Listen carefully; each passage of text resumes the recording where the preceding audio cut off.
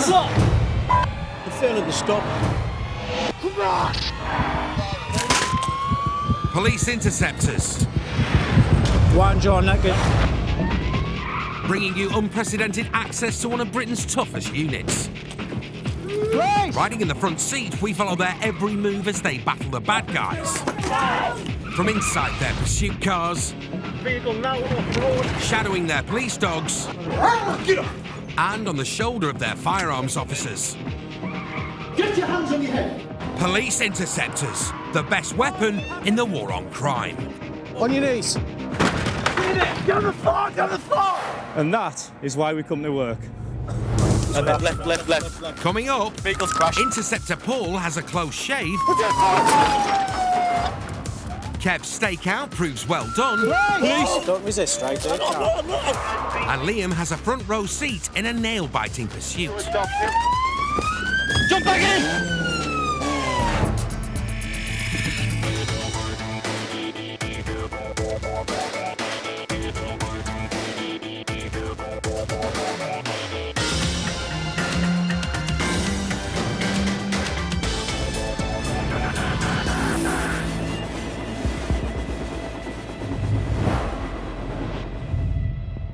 Even though the number of domestic burglaries is falling, 750,000 UK homes were broken into last year. Stay still, show your hands. The battle against the burglar is forced onto our streets when thieves commit 2-in-1 burglaries. They're looking for an opportunity to get in a house and get the keys to a car, any car. Thieves break into your home, steal your car keys and make off with your motor. These criminals often run riot on our roads, committing a whole host of crime, including joyriding or drug dealing. Reacting to a recent spate of these 2-in-1 burglaries are Interceptors Paul Faulkner and Lee Wilson. We're in an unmarked vehicle. Cunningly equipped with our cloaking device. I like it. Experienced Interceptor Paul's been in the force for 11 years and would love to have his very own Aston Martin Vanquish. But right now, he's hoping to lay his eyes on a VW Golf recently stolen in a 2-in-1.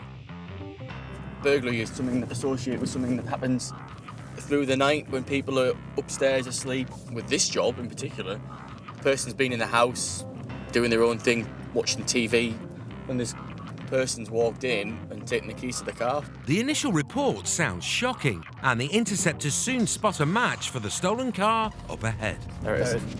Mate, we'll just sit behind it. 914 urgent. We're behind this vehicle now, Borough Road, It's not long before they're behind the stolen vehicle. and we have our presence. It is our intention to stop it when appropriate. But these experienced Interceptors believe whoever's behind the wheel will make a bolt for it. We request TPAC authority, please. A tactical pursuit and containment maneuver requires at least 2 more pursuit cars, but it looks like the car thief has clocked the cops. Yeah, vehicle's spooked. It's now off On the right, the road's on the right. Linton Road. The traffic is What up, light. Brecon Hill Road. Brecon Hill The Road. weather is fine. There's no pedestrians. Brecon Hill Road, Wellesley Right, Road, it's and then crashed. left. Stand by. Vehicle's crashed. Mate, they're going to get out and run. What's that car?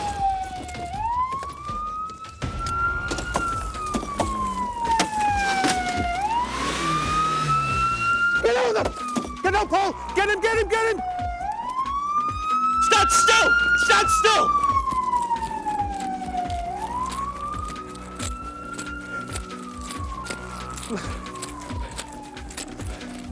From Saltwells Road.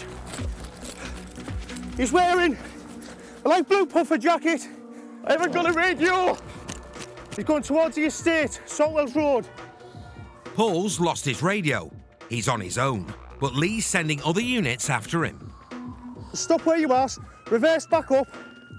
You need to be back to the junction, keep an eye on that corner. He's gone to ground. The main thing is we've got an officer on foot, no radio. You can see this male was going to do whatever possible to get away. Quite distinctive, this male. He's wearing tracksuit bottoms, dark Adidas tracksuit bottoms, white stripes down the sides. He has rammed the police vehicle, and we have got an officer in the estate on foot with no radio. We need to contain the Formsby area from Westbourne Grove towards the railway lines. Area. Lee gets some information about Paul's foot chase, and it's not good news. Paul's laid somewhere injured. Luckily he's got a mobile phone on him, he's dropped his radio. Unknown what the injuries are at this moment in time, but fingers crossed Paul's okay. I'm not really bothered about any of this at this moment in time, now I've heard that. I want to make sure that my pal's all right. Trying to make an arrest, it sounds as though Paul's picked up an injury. But this isn't the only concerning news. Just wind that back, it's 3 males and a female.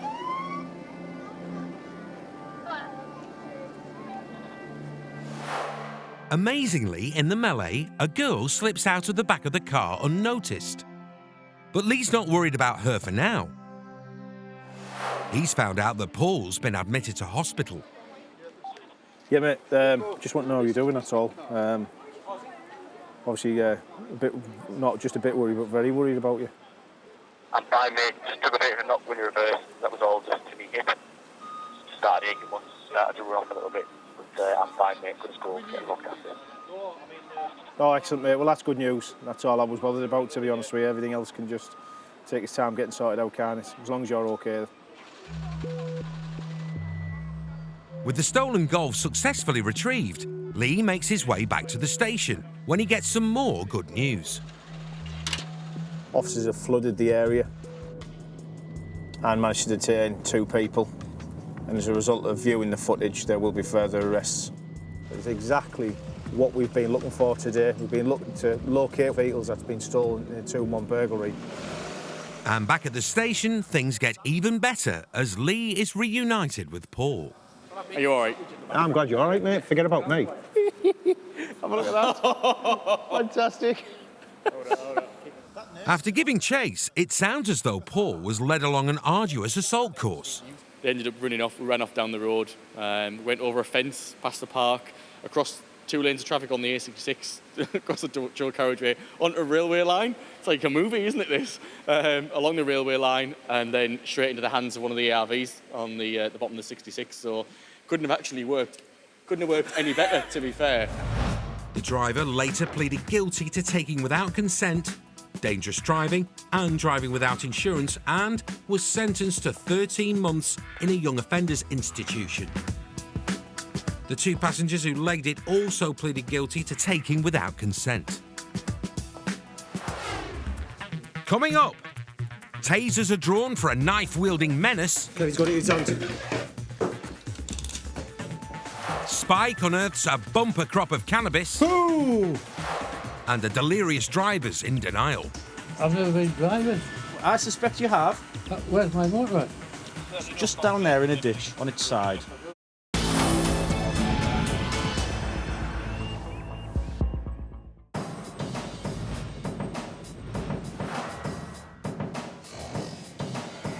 When criminals carry weapons on our streets, it's the Interceptors' job to tackle them head-on. I don't think you get time to be scared, No, do you? you go into autopilot, you don't think, are they carrying a weapon or... I think if you stop to think what could go wrong, you probably would be scared. Yeah. A lot of the time you don't get a chance and you just get there and you do what you need to do. You kind of live on your instincts a little bit as well, don't you? Yeah.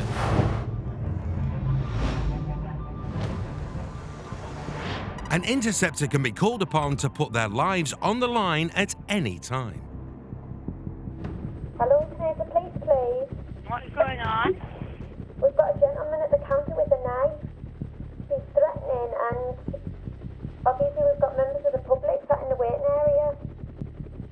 A man is threatening the receptionist of a medical centre in Darlington. Report to a male with a knife. We are responding. Left here. Yeah. Thank you. Kev Salter's chauffeur in the unmarked X5 is Pete Gibson. An advanced driver and Formula 1 fan, Gibber knows how to handle a motor. He's got a 3-litre BMW at his disposal today. And he's not hanging around. Yeah, when you get close, knock them off if you need to. Towards the town centre. The knife man is now out on the streets. The last thing the interceptors want is to panic the suspect and cause a potential hostage situation. It's right here, and it's just a chit on the right here. So, as the interceptors near the area the suspect was last spotted, Kev kills the siren. 3-6, we're on scene at Bongard. Witnesses report the knifeman heading for the town centre, but there's no sign of him. I was trying to think where he would be heading back to, whether he would get at the town centre so there was full of loads of people. A second 999 call's come in. A local solicitor is claiming a man has entered their offices armed with a knife, demanding an appointment. Kev and Gibber are there in seconds. A brave staff member has calmly led the man upstairs, buying the receptionist time to call the police. Gibber and Kev approach the upstairs, tasers drawn. Just keep your hands out where I can see them, all right? We've got a taser. Just keep your hands out where I can see them. All right? Just keep them there. Keep them there. He's hiding the knife under his hands. He's got his hand. Kev grips his wrists, while Gibber sweeps the blade from the table. Come on, mate, we'll get you outside and get you searched. Textbook teamwork. I thought you said... You can't come in and speak to people with knives, can you? You've got a knife in your hand. You've got to have a reasonable conversation with you when you sit with a knife in your hand. Anything else on you? Outside, the suspect starts getting leery. I'm down.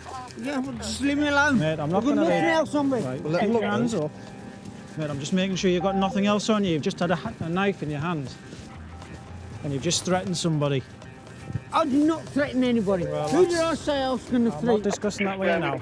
I did not threaten anybody. His ride to the Nick can't arrive fast enough. There's a van that's coming, or...? I think so. Why? Why is there a van coming? For you to go in the back to transport you to Dalton Police Custody. Why? That's as simple as... Are you supposed to be what? We just haven't got a seat made for you, that's all. There's not the room in the vehicle, that's all. You mean to tell me you've got no room in the X5? There's enough there for 6 people in the back. Just also now to work on things. You obviously know it all, mate. Yeah. It's proving a long wait. What are you looking for? No, nothing, just a pen, mate. Just want to sign my own signature. Pen's mightier than the knife, eh? Interceptors take these situations in their stride. Are you all right? And as the man is eased onto the less luxurious rear seat of a marked Astra... Can you get there? Watch your head. Kev gets a closer look at his blade. Yes, he described it as a little knife, but this will kill somebody. He's went into some premises round the corner and threatened the receptionist. This receptionist is past herself and petrified, and rightly so. Safely in custody, the man has no idea how close he came to a 50,000-volt shock. I thought, to be honest, he was going to go for something in his jacket, hence I've sort of pinned his hands on the actual desk. And when I've pinned his hands on the desk, it's become apparent that he's had a knife secreted and hidden underneath his hands. And I have no doubt if we give him time to react in there, we could have been looking at a potential different situation with him being tasered or standing off in the corner of the room. I'm just thankful that we've managed to get our hands on him as we did, and have got it taken off him and got him off the streets. The man pleaded guilty to having a knife in a public place. He was sentenced to 2 years in prison and had to pay £100 in costs. The knife was seized and later destroyed.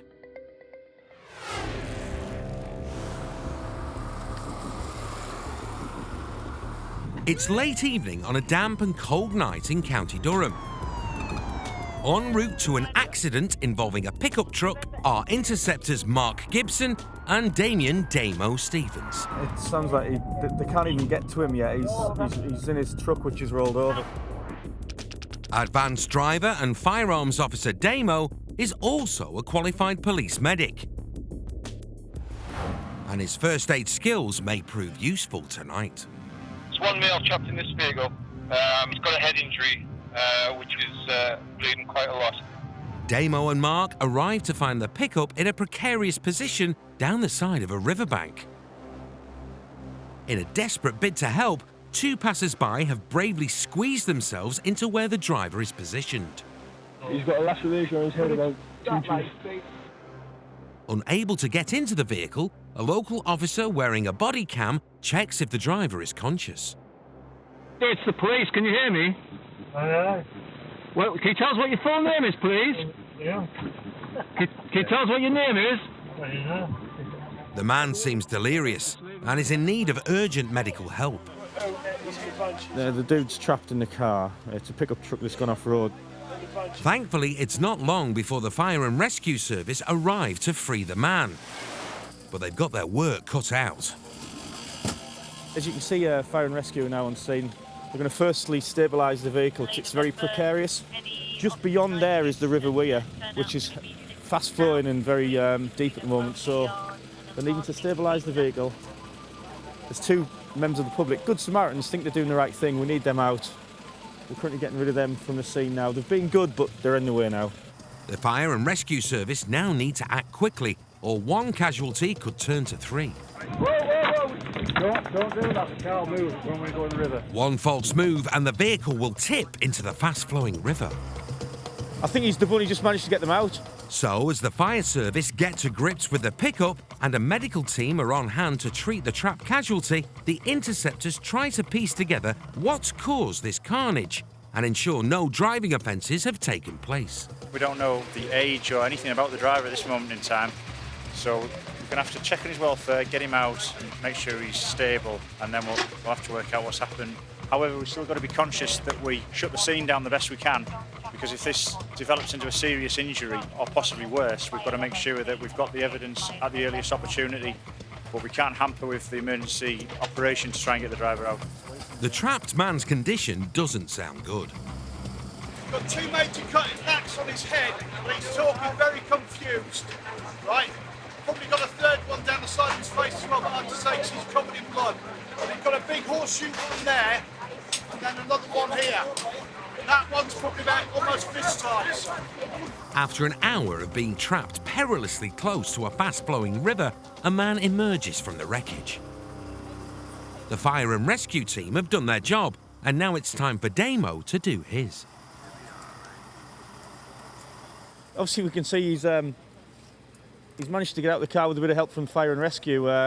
It's taken quite a few staff to get him out, and he's able to walk unaided, or almost unaided. Next port of call will be breathalyzer. The driver, though, is oblivious to what's happened. You've had a bit of an accident, but if you haven't, somebody has. As with any car crash, the driver needs to be breath tested. We help get you out Well, the paramedics have said that you're fit to provide it now. Do you feel like you can do it? Not at the minute. Not at the minute. I'll be honest. I've never been driving. I suspect you have. Where's my motorbike? Just down there in a ditch, on its side. I'll be honest. You were in it. I wasn't. You weren't in it. Okay. Are you going to provide this specimen? I will, Good man. Despite the delirious denials from the alleged driver, Damo has to be certain no crime has occurred. Right, that's a fail. Even though he's failed the breath test, no arrest has been made. The priority is the patient's welfare, so he'll be treated at the hospital where the investigation will continue. We'll request a blood sample at the hospital and that'll be sent off for analysis. If his alcohol readings are too high, then he faces some punishment, because what he's done tonight is a really serious offence, and we see the upshot of how dangerous it really could be. The bloke did make a full recovery. However, a blood sample taken in hospital revealed he was almost twice the legal drink-drive limit. He was disqualified from driving for 15 months and ordered to pay fines and costs of £377.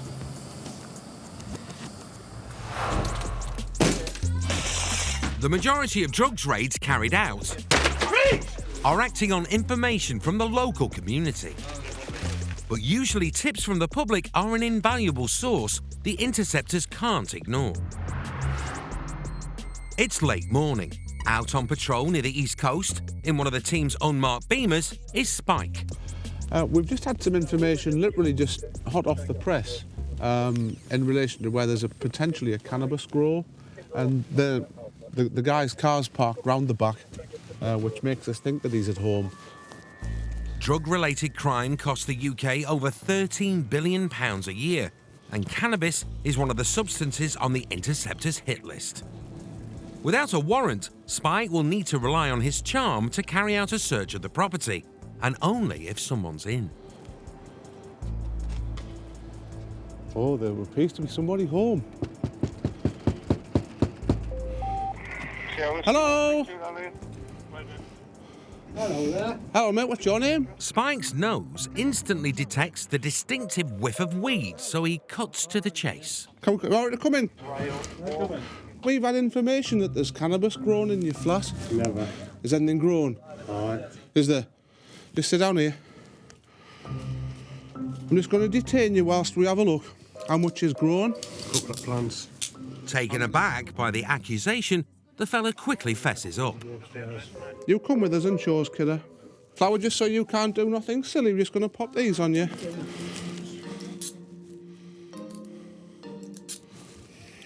Hello, Mike 22. Can I have a little bit of assistance? Nothing on the hurry up. Surprisingly, the suspected cannabis cultivator and the woman are playing ball.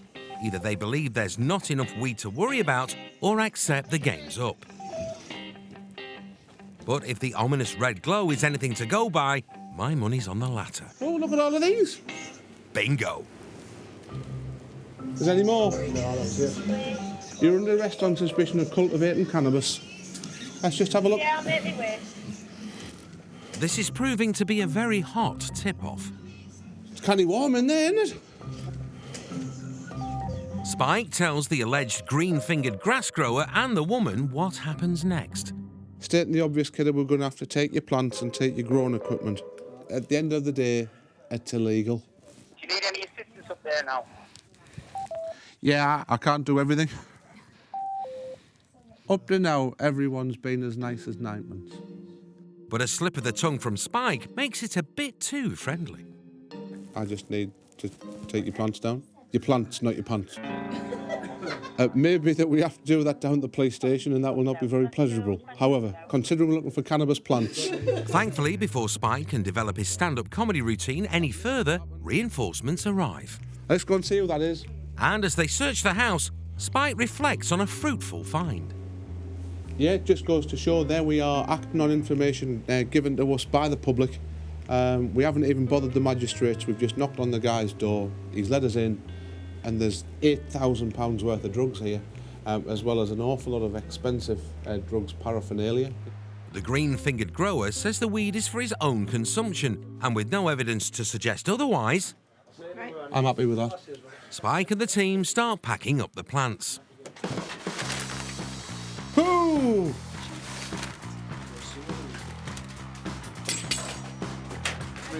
What's taken a considerable amount of time and expense to set up takes the Interceptors minutes to dismantle. We're now going to nip down to the police station and actually deal with this young man. We'll interview him and see what he has to say and take it from there. So, to be continued. In recent years, Durham police have opted to educate and rehabilitate people for low-level cannabis offences. In this case, as the cooperative fella's not growing it for anything other than personal use, and he's admitted to his wrongdoing, the cops decide to give him a caution. Right, so you get caution for producing a Class B drug to the Misuse of Drugs Act 1971. Yeah, you happy with that? Yeah. Nonetheless, another green-fingered grass grower has been weeded out. Well, pretty good, to be honest with you, but just pleased that it's all done and dusted. Lesson learned. All the drugs and paraphernalia worth thousands of pounds were later safely disposed of. The woman was released without charge. Coming up, units box in a bloke who leaves a little surprise. Found a Kinder egg, which has a little white substance in. Lee aids and abets a break-in, and a pursuit spins out of control. Jump back in!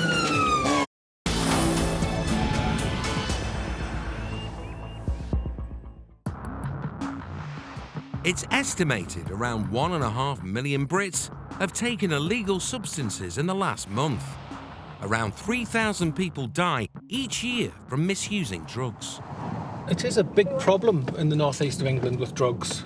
All want the next hit, and in order to get that next hit, they'll end up stealing or dealing drugs themselves, and it's a vicious circle, really. On the outskirts of Durham, Sergeant Kev Salter's on a stakeout. He's assembled a team of interceptors in the hope of collaring a suspected drug dealer. We've had some information that a guy's going to be delivering some drugs to a pub. It's starting to get dark now. We've been waiting for probably an hour and a half, 2 hours on this job. We are slightly bored, but we're going to give it another hour or so. And if it does pass, I've got numerous cars parked up in the locality. Got authority from control room to do a preemptive box tactic to prevent a pursuit from happening. As day rolls into night, there's still no sign of their suspect. But Kev is adamant the intelligence is strong enough to persevere. A further few hours have just passed. We're absolutely knackered. We've been waiting here for quite some time. We're desperate to get hold of him with these drugs on board. We haven't had anything to eat or drink. We're just hoping that we're going to get hold of him because it's gone on far too long now. Just as Kev's about to call the whole thing off, received, just as I was about to stand it down. The suspect is spotted. Right, you pull out in front of us. Kev has 2 other cars with him.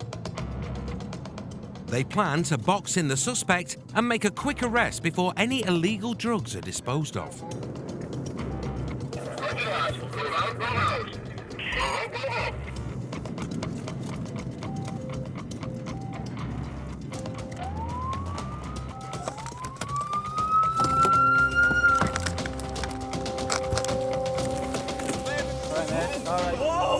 All right, just calm down. Just keep you.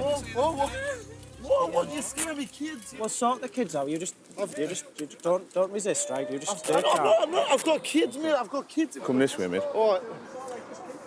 Is there anything in the car that shouldn't be? No, nothing. Or is there anything on you? No, No? Right. I'll put you... Having children in the car was unexpected, but with officers looking after them, Kev turns his attention to the suspect. The reason why we've stopped you, all right, is because we believe there might be drugs on board in your vehicle. Have you got anything in your pockets? No, if you keep calm, then they'll be calm. No, I'm calm, mate. Yeah, we just... Search you first, right? Yeah. Where you're off at the moment? How are you going to take your kids? They want to go to KFC. Right. We're going to KFC. This is shocking. The main thing is that you remain calm for your kids and that, right? Because if you're calm, they'll be calm. Obviously, we put a T-pack box in it there.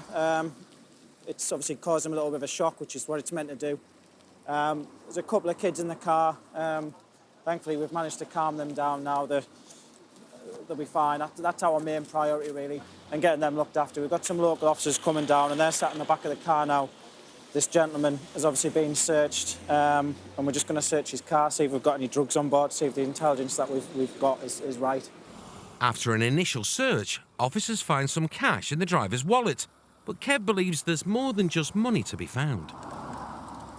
It's obviously late at night on a busy public road. We're causing a lot of bother here, so we're going to get it off to Peterlee Police Station, get a dog there and search it properly.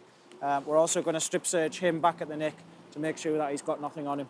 We've got probably about, I'm guessing here, but probably around £1,000 in cash, which was in his wallet, which is quite an unusual amount for a normal person just to go about. Before the interceptors get the car and its driver back to the station, remember what the suspect claimed to be doing. Where you're off at the moment? How are you going to take your kids? They want to go to KFC. Right. We're going to KFC. Spike, though, has been told a different story, one which reinforces the cops' suspicions. It's interesting, the 2 little bairns are not going to see Daddy's friend in the pub. Yeah. I said, I thought you were going to Kentucky Fried Chicken KFC, for your tea. We've had our tea. Back at the Nick, Kev's hoping a strip search of the car and the suspect will unearth some evidence. People tend to hide drugs in their cars absolutely anywhere. We've had them in secret cut-out compartments in the back of seats before. It can just be anywhere. That's why it's important to just check every single little compartment. Yeah, how much KFC was he going to buy? £700 worth. It's not long before Kev receives a call from the officer who took the suspect to custody. Found a Kinder egg, which has a little white substance in, so I've now arrested him on possession. Awesome. The suspect left a little surprise in the back of the police car. As we've brought him in, we've searched him, but prior to doing that as well, we've obviously searched the police vehicle where he's been sat, and he's the only person that's been sat in there today. And on doing so, we found this, basically what's children's sort of toy container from a chocolate sort of egg, and inside there's 2 small wraps of white powder. Obviously it'll need to be tested to ascertain what that is at the moment. Obviously also on the mail as well, there's over £600 in cash. The driver later pleaded guilty to possession of cocaine and was fined £120, plus costs of £85 and a victim surcharge of £20. The cocaine was destroyed. For Kevin Mark, it's been a rewarding, if not long, day at the office. I'm shattered. I am. I just want me bed. I could do without me tea. Pool cars or community cars are a constant menace to Durham and Cleveland Interceptors. Bought cheap for cash, they're usually driven with no insurance, tax or MOT by a whole host of wrongdoers. We class a community vehicle as what a group of criminals would use. They'll just pass it about amongst themselves to commit crime. If the police get behind them, they won't stop, and they'll just keep that vehicle until we take it off the road. Decamp, decamp. It's the early hours, and reports have come in concerning a suspected pool car that's made off from police near the seaside town of Redcar. Let's go and get that car. Dog handler Liam Sewell's out on patrol in his unmarked van and soon spots a car fitting the description. Yeah, we're 667. I'm behind this vehicle now on Trunk Road. Go ahead. Yeah, Roger, can I have some RPU assets? I believe this vehicle is going to fail to stop. I won't try and stop the vehicle unless it reacts to my presence behind it. Liam has been in the force for 13 years. He's got a keen nose for a curry and, more importantly tonight, a keen eye for a criminal. Well, I'll wait until we get some other assets in and I'll try and put a stop in. The suspect, Punto, still seems unaware that there's an interceptor behind him. Other units are coming into the town to help Liam with the stop. 667, what's the sort of ETA of the next available unit? 659, we're just approaching the junction, Kirkleatham Lane and Broadway eastbound. Just hold off there, Paul, then we're approaching that junction now. We're turning right onto Sands End Road. As he turns right, the driver finally clocks he's being followed and steps on the gas. 667, the vehicle's speeding up. I'm going to activate the blue lights and 2 tones. Vehicle is failing to stop, Sands End Road. Junction with State and Dale Avenue. It's a temporary loss.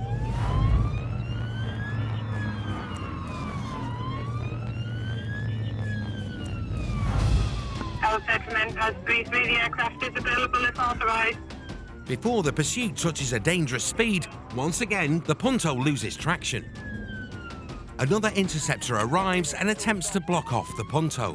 Expecting a foot chase, Liam goes for his dog. But the driver unexpectedly puts his own foot down. Jump back in! Yeah, they did stop. It was Mersey Road. We got out to deploy the dog and they've carried on going. Mersey Road.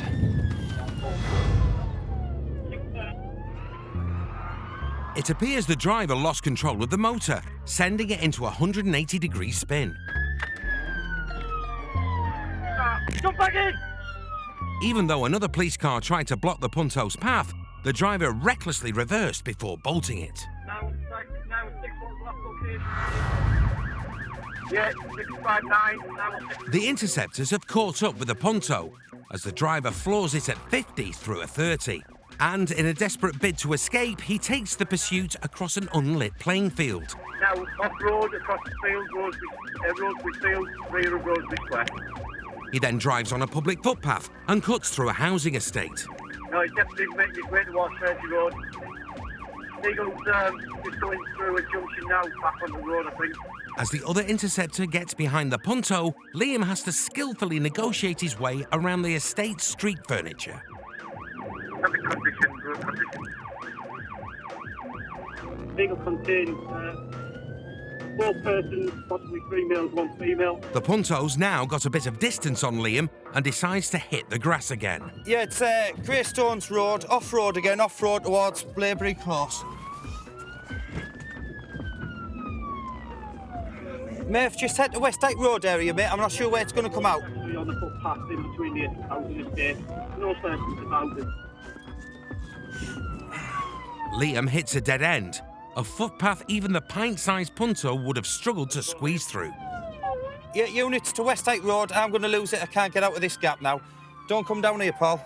Yes, units in there in your vehicle. One of the males wears a white t-shirt. 667 Westmoreland Road. Vehicle last seen. I couldn't get in. The driver clearly knows this area well. But Liam's just spotted some tail lights in the distance. Yeah, Essex close, Essex close. Throw some general directions as well. I can't see it now, mate. I'm only following its tail lights all the way at the bottom of Essex close. Ah, it's gone over the footpath again. I'm not sure where it's going to come out, buddy. The punto's gone, though it's left its exhaust pipe behind. It's proving to be a frustrating pursuit for Liam. Yeah, we're just looking for the vehicle. As you can see, it keeps doing us down the footpaths. I mean, he's not bothered, is he, about damaging his vehicle? My gaffer will have a fit if I smash this up. A minute later, the exhaustless motor is found dumped a few hundred yards away. The vehicle's exhaust is on a footpath, which then links through to Rossett Way, where we've just come from. Yeah, Roger, I'm en route, mate. I'm not too far away. The punto's taken a battering in its bid to outrun the Interceptors. The car's been abandoned. It was abandoned here running. Obviously, if you look at the car there, it's got some damage down the side where he's been squeezing his car through holes that he shouldn't. Wing mirrors are all knocked in. A lot of damage down there where he's squeezing past the bollards. You know, just goes to show his car didn't fit. There was no chance mine was going to fit. With potentially 4 fleeing fugitives now on the run, Liam deploys sniffer dog Vader to try and track them down. If there's anyone in that bush, coming out now before I send the dog in. It's your last chance. It's not long before the dog sniffs out a lead. Seacon. It's the last chance, mate.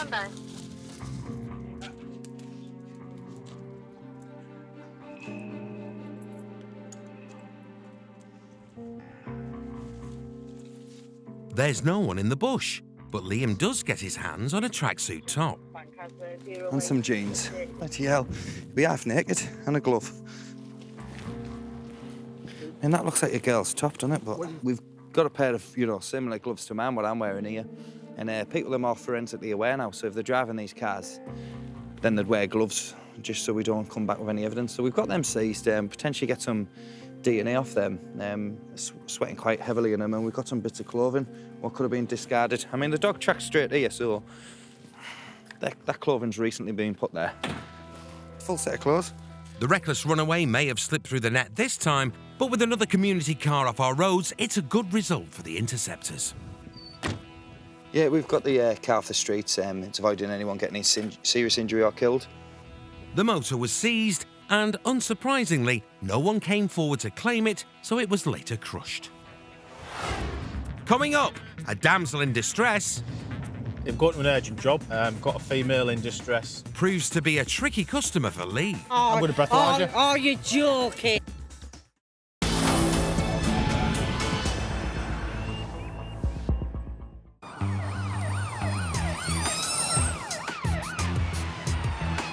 Driving fast cars and knocking down doors is a big part of being an interceptor.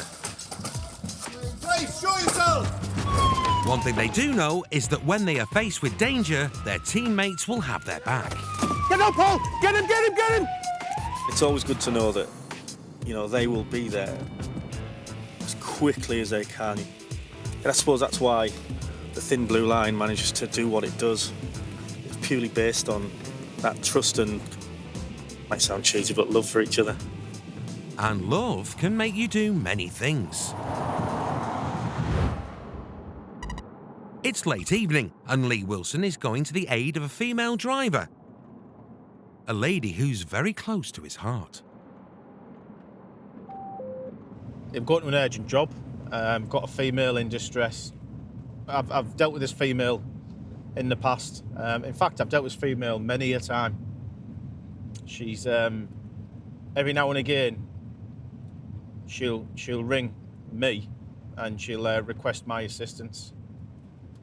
And tonight my assistance has been requested because she's locked the keys in the car. Although he might want to say something, Lee might have to keep mum on this occasion. I mean, it could only happen to this woman. If I remember rightly, it's happened before. He's dealt with her for 30 odd years. The woman we're talking about, if you're wondering, is my mum. So I've ran it past my supervision because she is stuck. The car's key stuck in the car. And she's pretty much out in the sticks. So the supervision's been good enough to allow me to come over and try and help her.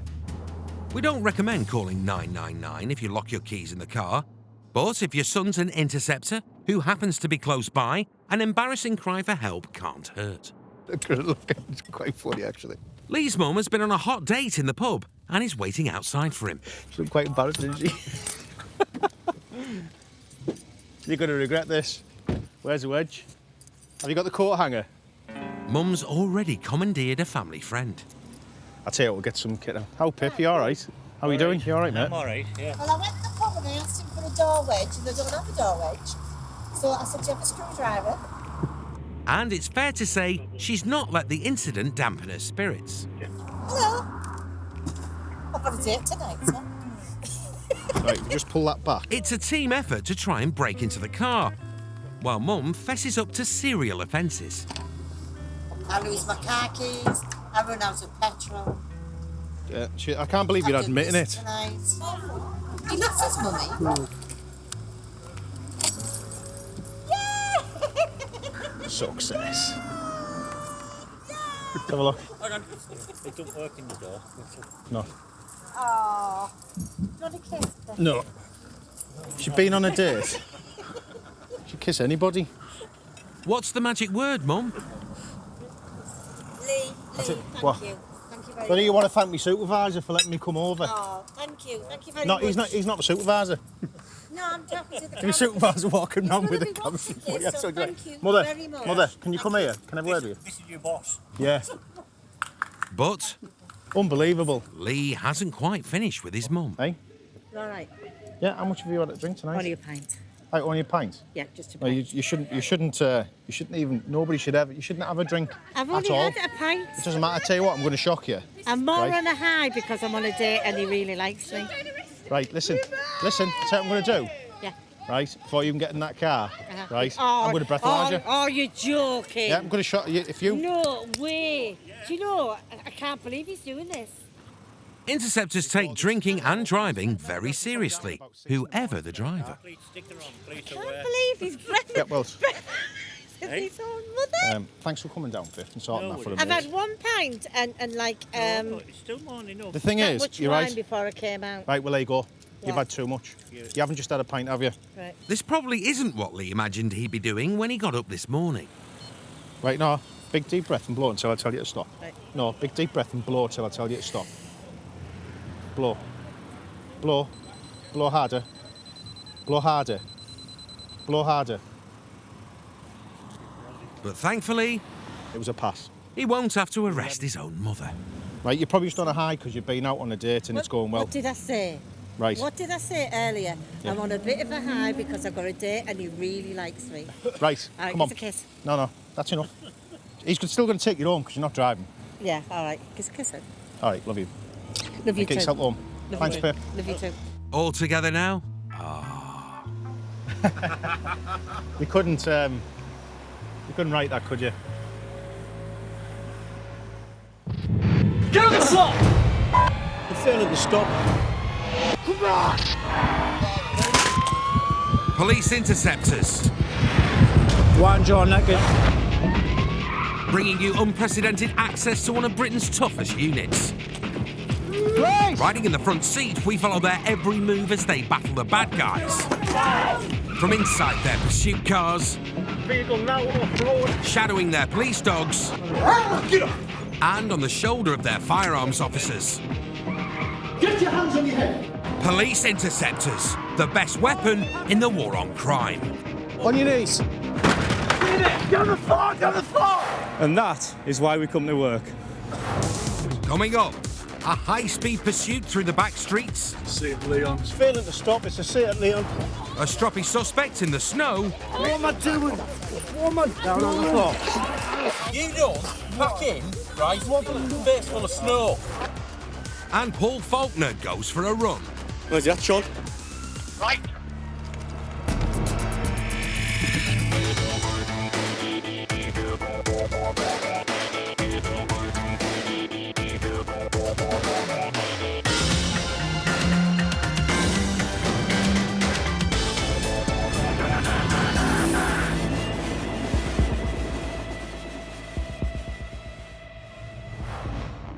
The Interceptors spend thousands of hours on the roads each year. And they're often forced into difficult and dangerous situations behind the wheel, carrying out manoeuvres even racing drivers would struggle with. Thankfully, all Interceptors are advanced driver trained. It's a grueling test which officers have to retake every 2 years. Driving courses are really tough. Pressure's on, half an hour in the chair, and you're stuck to the seat with sweat. But that's how it has to be, because it's a huge responsibility. And to get into a pursuit scenario, you know, that's high risk in itself. You're trying to stop somebody who doesn't want to get stopped.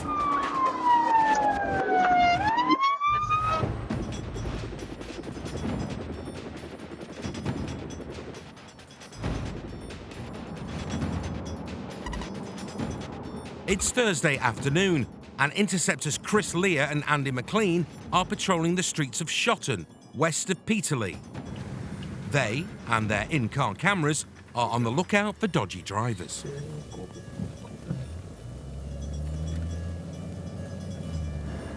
And it's not long before their wait is over.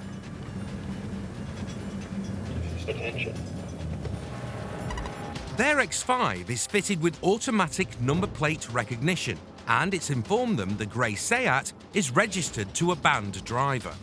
Give him a sniff. The old sniff. She's moving, like. They spin the car round to have a word, but the driver has other ideas. Got a car here that's pinged the MPR for drink driving. The car up ahead here, he's been recently charged with 2 offences. The Seat driver clearly has something to hide as they put their foot down through the residential streets. Mike 3-4 whiskey, urgent, Shotton. We're currently in pursuit of a vehicle. Victoria Street. See it, Leon. It's failing to stop. It's a Seat, Leon. Seat, Leon, failing to stop. Rear of Victoria Street, back towards the main road, Shotton. A few miles away, Interceptors Kev Salter and Mark Rogers are rushing to catch up with Chris and join the pursuit. Rear of Victoria Street, back towards the main road, Shotton. Do you know where this is, Mark? I think so.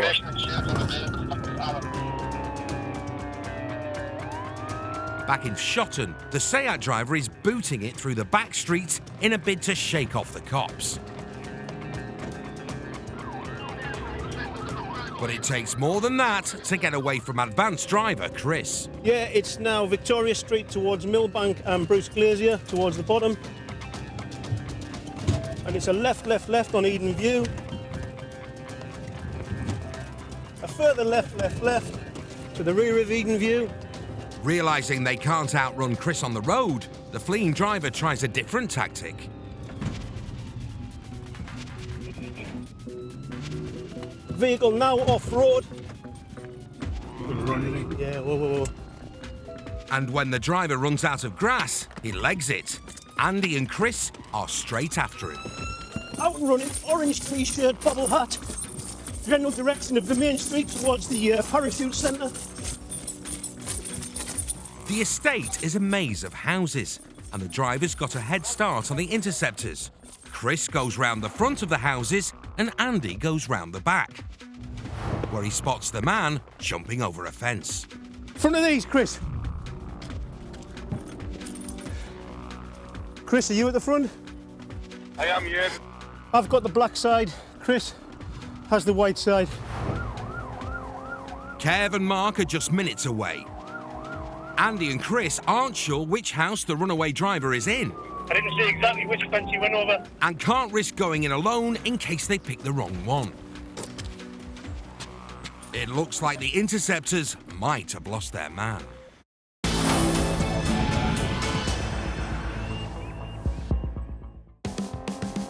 It's failing to stop. It's a sit, Leon.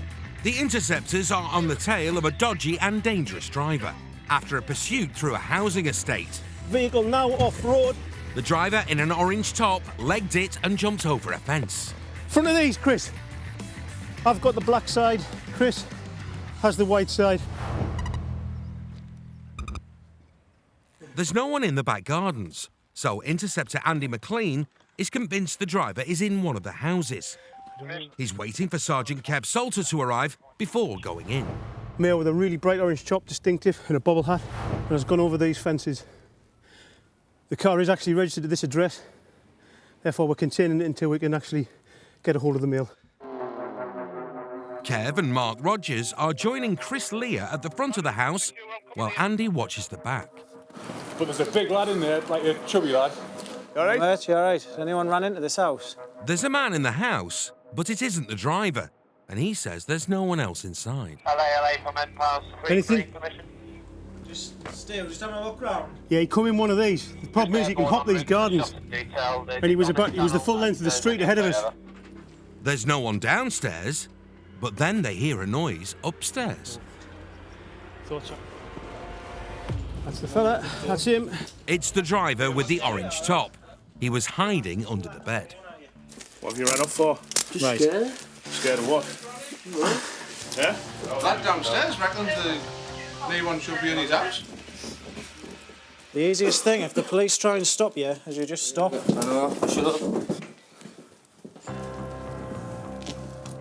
The next bed this lad will be seeing is the one in his cell.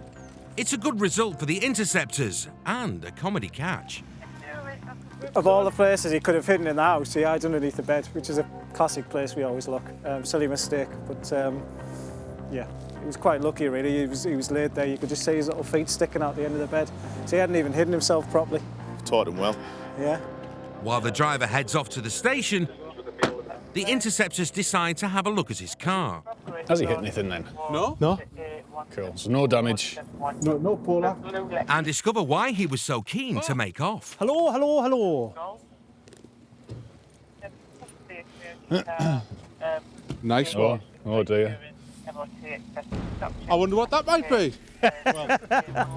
Quite a quantity of cannabis bush. It's all individually wrapped in a mini dealer bags, if you like, for distributing out. And there's obviously cash in the tin. So he's got to be arrested for possession with intent to supply, as well as all the dangerous driving and the fail to stop for police offences. So he's looking at quite significant things at the moment. There's nothing else in the front, but Spike's found something interesting in the boot. If you find a baseball, I think you may be further arrested. Well, obviously a baseball bat in the back of the car. Kind of gentleman you don't expect him playing rounders around here. Obviously consideration why he's got drugs, why he's carrying a baseball bat in the back of the car. Quite clearly could be an offensive weapon or used for whatever means that he would use it for, defence, whatever. Therefore, it's being seasoned, they'll be asked about that as well. But it's always nice to get a deal like this.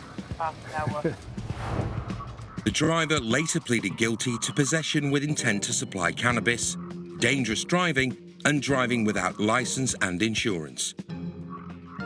He was sentenced to 18 months in prison, fined £100 and banned from driving for a further 19 months. No action was taken against the occupant of the house.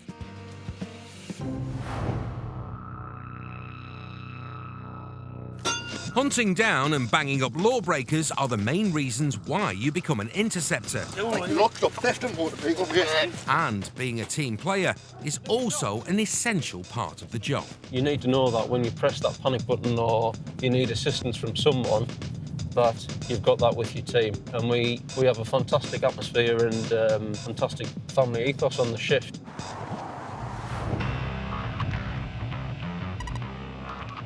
Richie Gatland is out on patrol in the unmarked BMW, and he's on the hunt for a driver who shouldn't be behind the wheel. We've just received information from comms of a vehicle and a possible disqualified driver. So we're just going over to the address that's been given in Durham's area, see if we can locate the vehicle, see if he's arrived or planning to move off. Richie's favourite subject at school was geography, and his sense of direction has served him well today.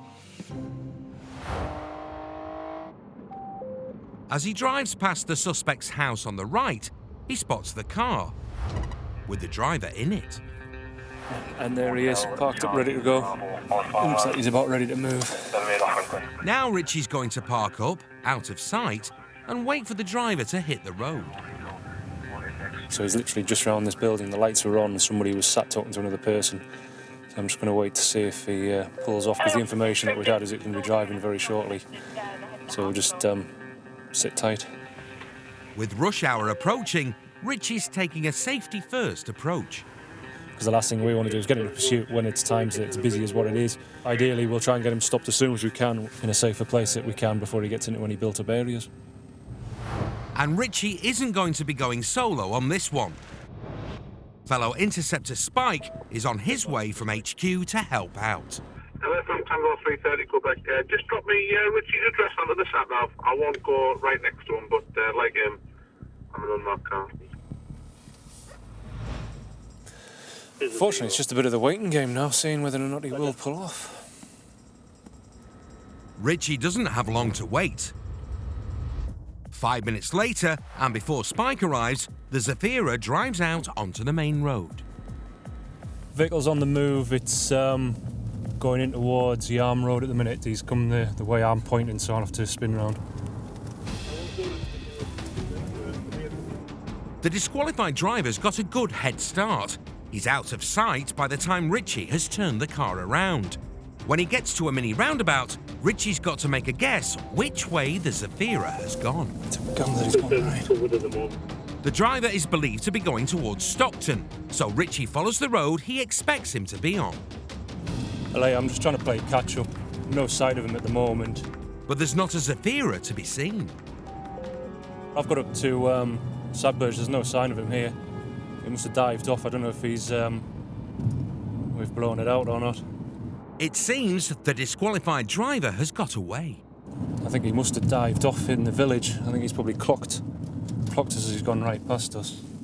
Because we've lost sight of him, unfortunately, when he got to the roundabout. He had enough time to duck off. We're going to head back into Middleton St George and just see if we can locate the possible direction or where he might well be or where the vehicle is. My guesswork didn't pay off.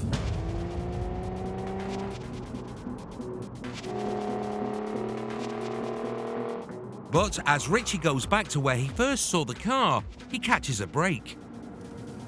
Oh, he's back. LA from Tango 324. Just let you know the vehicle's back at the address where it was first sighted. I literally just clocked it the last second. I couldn't see whether there's anybody in it or not. So Richie's back where he started and has a second chance. I don't know if he has made me or not. The vehicle's back at the address up here. It may well have been that he's just popped into the shops. And as I've gone off after him, I just haven't clocked the car in one of the shops. Now it's back to the waiting game, while checking his onboard camera to see if he had missed the Zafira first time round. But as he waits, a car stops on the road up ahead of him, and a man runs out. That's Spike. Spike has just arrived, and it seems something has attracted his attention. And that something is the disqualified driver. What have we done wrong? Away from a man come. I'm stop talking away from Disqualified driver? I'm not driving. No, hang on. You've just driven past me down there about 10 minutes ago. Where? You have, because I've got you on camera. Just as I've come down this way, I've seen this lad just about to pull away from here. The lights were on, ignition was going, and I saw this lad was about to make off. And I wasn't prepared to let that happen. Well, it's a bit unexpected. The man's unhappy and asking to see proof he was driving. Hang on. Listen, man. I thought I'd get the right to see the proof. Zip it. No. Hang on. Listen. Right? Evidence is on there. Show me. No, because I don't need to. As they head to the nick, Richie gives it to him straight. Trust me when I say you drove right past my window and I looked directly at you. And I couldn't get spun round because of the traffic. And when I did, and I got to where I thought you'd gone, I had a gamble of one or two ways. And that was not 10 minutes before we just stopped you then, the second time. So trust me, mate, you've got all these cameras on. You can either make this a very long process, or you can make it a very quick process in custody. Huh? You too could be on police interceptors shortly. Could be. Could be. Watch it last night. Yeah. It turns out that the driver didn't have permission to drive the Zafira, so he's also being charged with taking a car without consent. An initially frustrating job has turned out well for Richie. I know I've seen him driving that vehicle not 10 minutes before, so I'm more than happy that things are right and that he'll get charged for it. The man was later found guilty of taking a car without consent and driving while disqualified. He was given a 10-week suspended sentence and fined £165, including costs. And when he does get his licence back, he'll find that it already has 6 points on it.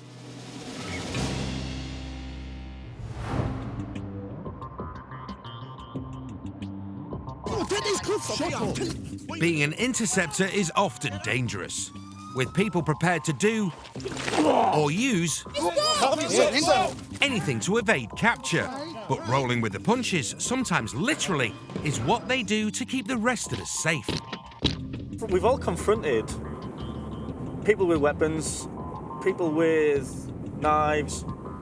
You're worried not only for your welfare and for your own health and not getting filled in. I'm not easily scared at work. I don't go to situations worrying and trembling about what might happen. Obviously, we're aware of what could happen and risks. That third party being injured would be the most scary thing for me, I think.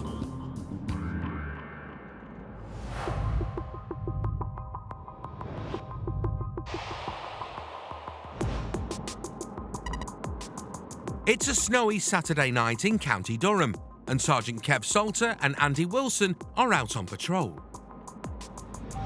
The weather's treacherous, really. We've had a lot of snow today, which makes the roads really bad. We've had quite a lot of accidents and a lot of motorists leaving the road. Conditions are really cold, and we're expecting the worst, really. Kev used to be an engineer for British Gas, so he's used to working in cold weather, though he never got call-outs like tonight when he was plumbing in boilers. We've just had a report of a guy waving an axe about outside of a pub in Newton Aycliffe area. So ourselves and quite a number of units are travelling to see if we can get there. He's causing damage at the moment, we understand, with this axe and clear the out of control.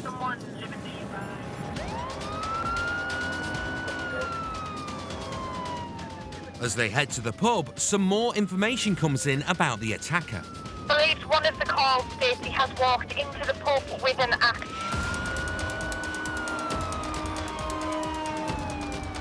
With an axeman roaming the streets, firearms-trained officer Kev may have to deploy a weapon. It's up to the control room inspector to decide whether they're going to declare it as a firearms job or not. At the moment, the inspector's decided not to. I've asked just units to go with protection equipment, so stab vests, and obviously should he present the axe, then we'll report it back into control room and firearms authority may be granted. Taser here, Andy.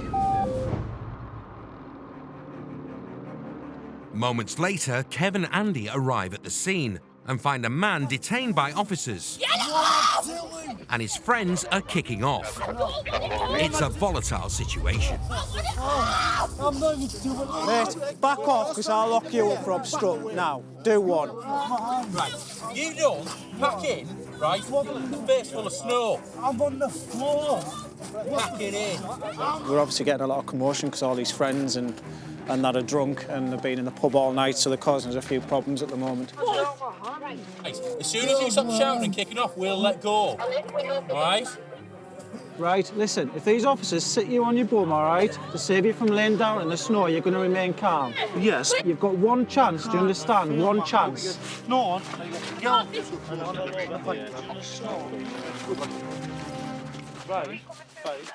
This lad's been arrested. He's been obviously waving the axe about in the pub. Thankfully, officers have come across him. He still had possession of the axe and he's resisted arrest and been quite obstructive. At one point, he started lashing out at officers, hence he was taken down to the floor. We're just waiting for a van to arrive now as we speak. Hello, how long's this van to Woden, please?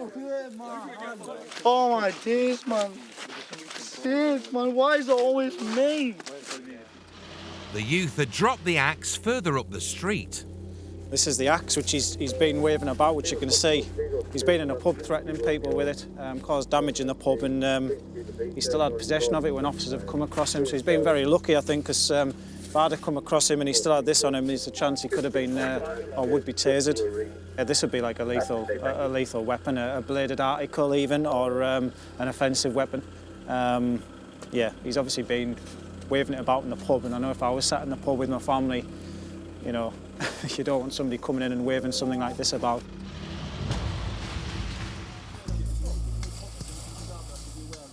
The Axeman is protesting his innocence as he's put in the police van. I didn't do anything wrong. I didn't do anything wrong, man.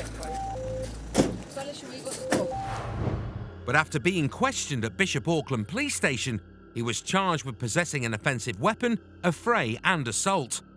He later pleaded guilty to all charges and was sentenced to 12 months in a young offenders institution. Still to come, Spike speeds after a suspected burglar. I want to box this car in. I don't want to give him any opportunity to flee. Damo spots a suspect in a smash. Have you had an alcoholic drink today? I've had one. And Kev makes a roadside drugs bust. And why would you have 9 bags of cocaine on you?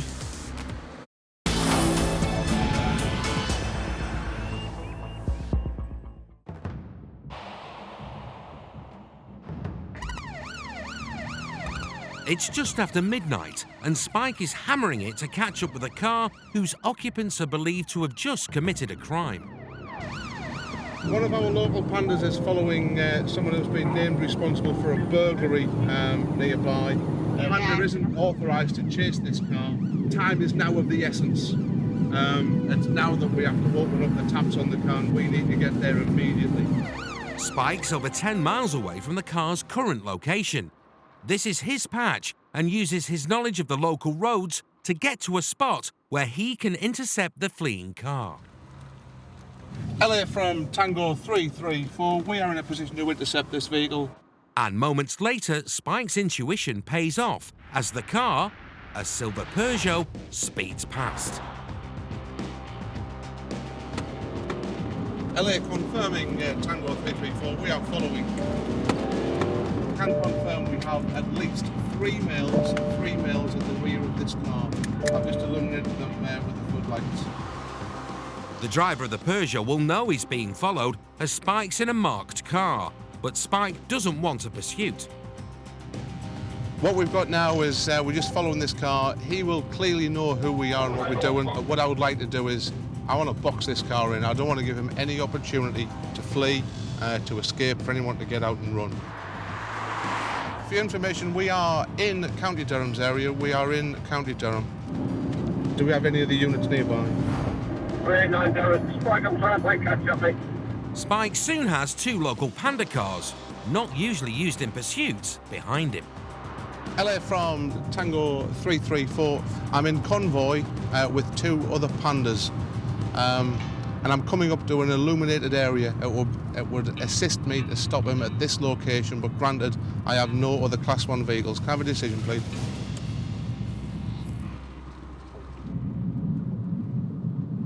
I can tackle one, yeah, go for it. Spike's got permission. It's time to make the stop. He moves up to get in front of the Peugeot,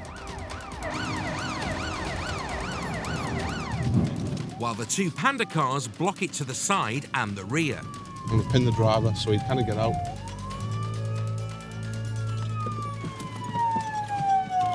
out! Get out! What are you doing, man? Get out! Get out! On the floor! On the floor! Hand! Spike's got the driver, who is the man he expected. You're under arrest on suspicion of burglary. Do you understand? I do. Why? It's been a successful stop. Vehicle stopped without incident. All occupants detained. Driver arrested. The other men in the car are also arrested.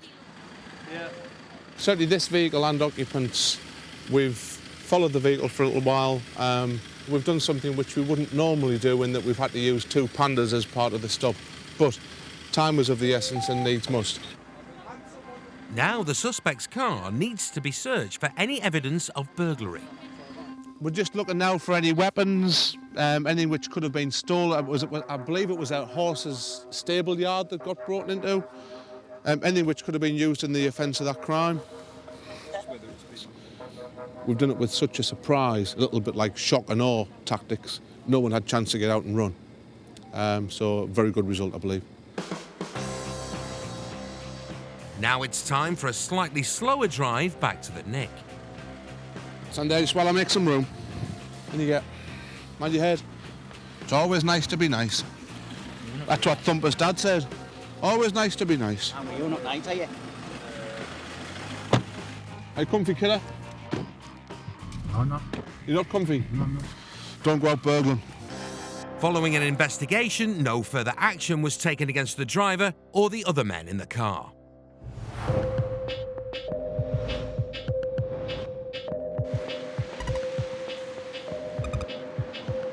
It's lunchtime, and Interceptors Kev Salter and Mark Rogers are part of a team carrying out a vehicle stop check.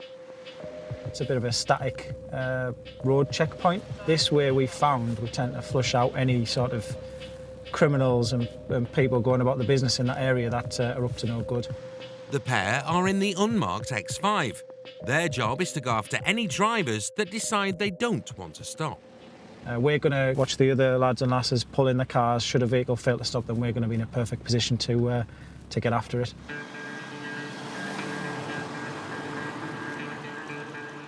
"20 minutes in, a car drives past which their ANPR system says is linked to drugs. Attention. Kev and Mark are straight on its tail. It's just in the Wheatley Hill Wingate area where we've all just been static on a checkpoint there. We're obviously going after this vehicle to see if we can get it stopped. They're soon behind the car, a dark grey Audi, and Mark sticks on the blues and twos. Gonna stop instantly. Should be alright. Thankfully, the driver decides to stop rather than make a run for it.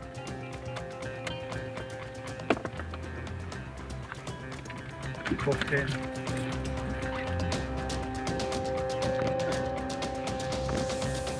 Yeah, just jump out of your car, just search him in. The reason we stopped you is there's a marker on your car. Why? That you might be possibly involved in dealing drugs, alright? Right. We're going to search you on your vehicle, okay? Have you got any drugs on you? No. You've got a few bags in the car. Yes, okay. 2 bags of... 2 bags of cocaine. Whereabouts are they? Alright. You're under arrest, okay? Suspicion of possession of Spike, can you jump in your car? cocaine, mate, alright? The driver admits to having cocaine in his car, so he's nicked, and Kev wants more information. Where are the bags? In the front there. How much is there? 9 bags. 9 bags. And why would you have 9 bags of cocaine on you? First one. Spike's arrived to help with the search. He's telling us that there's a few bags of cocaine in his car. It's hit the ANPR camera. All right. I'm just coming in the car now to see if I can find these drugs that this gentleman's talking about. He's telling us there's 9 bags of cocaine in the car somewhere. There's also something else in the car. Mind the ferocious dog, Sergeant. Oh well. So there's 9 deal bags there of crack cocaine. These 9 bags have an estimated street value of more than £600. Seized off the streets just from a simple stop check, which we probably would never have got otherwise. So yeah, it's a good job. I've just radioed through to our drugs dog, PC Squires and Kaiser, who are going to be coming over to Peterlee. They're going to be searching the car with the dog, and they're going to be going to his home address and helping us with the search there to see if we can find any more cocaine or any evidence leading to help us convict this gentleman. Before the dog gets his teeth into it, Spike has a sniff around the car and finds some empty shotgun cartridges. Smell of cordite on an afternoon. 2 days ago these were fired. The driver's taken off to Peterlee Police Station. Mark will be driving the Audi and its passenger back for a further search. Kev would like me to drive this car because he's scared of the massive dog that's in it. So there you go, Sergeant. I'll drive the car. This massive human savaging dog that's in here. Kev's actually scared of dogs, so he doesn't want to drive this car. Can you run, chair? It's called Brownie.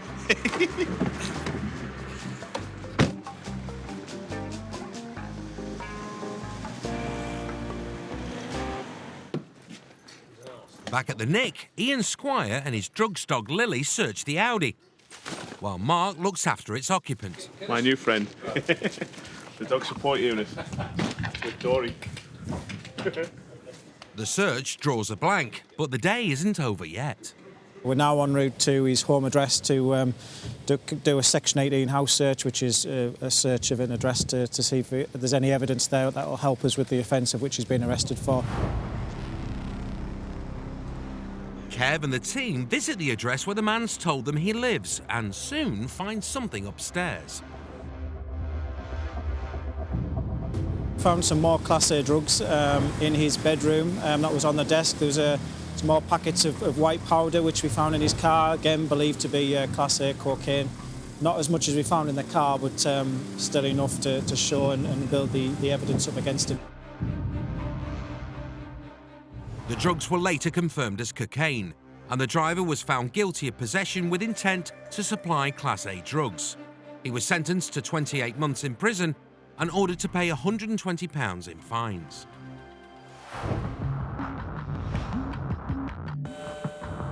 Last year, over 3,500 people were caught drink driving in the UK. Provided a positive breath test.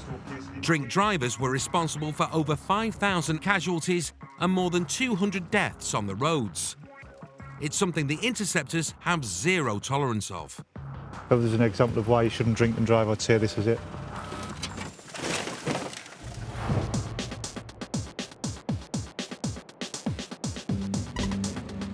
It's 11:15 and Interceptor Damien Damo Stevens is on the late shift with Ian Bulmer. They're on their way to a car crash. I've had a report of an accident that's happened between two vehicles in Newton Aycliffe.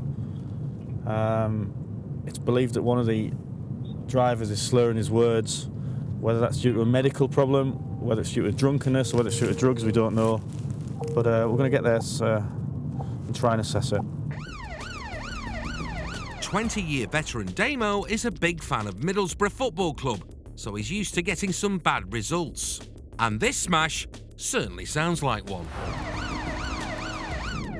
Yes, it does appear to be an accident scene. Quite in-depth as well. Oh dear. That's the MX-5 ruined. That's the Audi.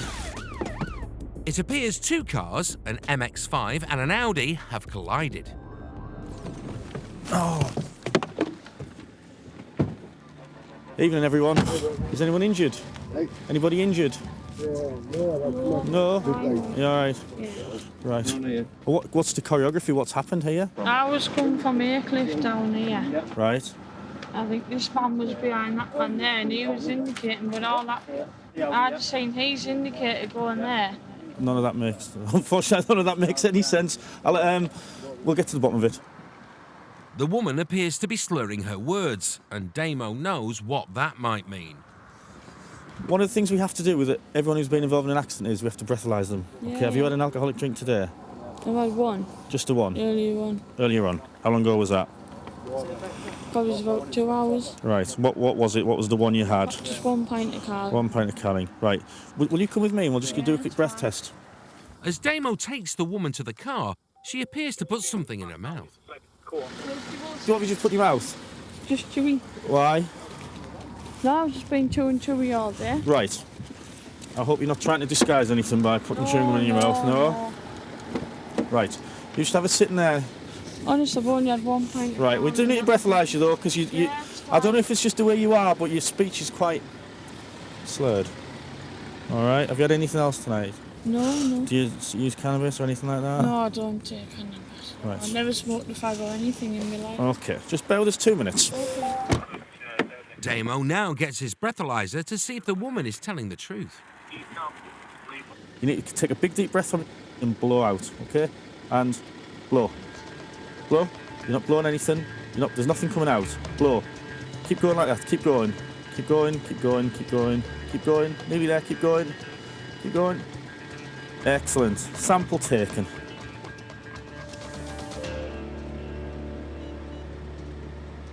So that's a fail.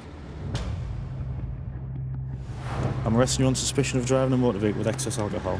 She's facing a driving ban and a fine. And the driver of the MX-5 she hit isn't too happy with her either. You had a drink? Have you been drinking? Have you failed your breath test? Yeah, because I've had 1 pint of Carling. Your car's just turned in front of us and I've gone straight into the side of it. She said she thought I was indicating, which I blatantly wasn't.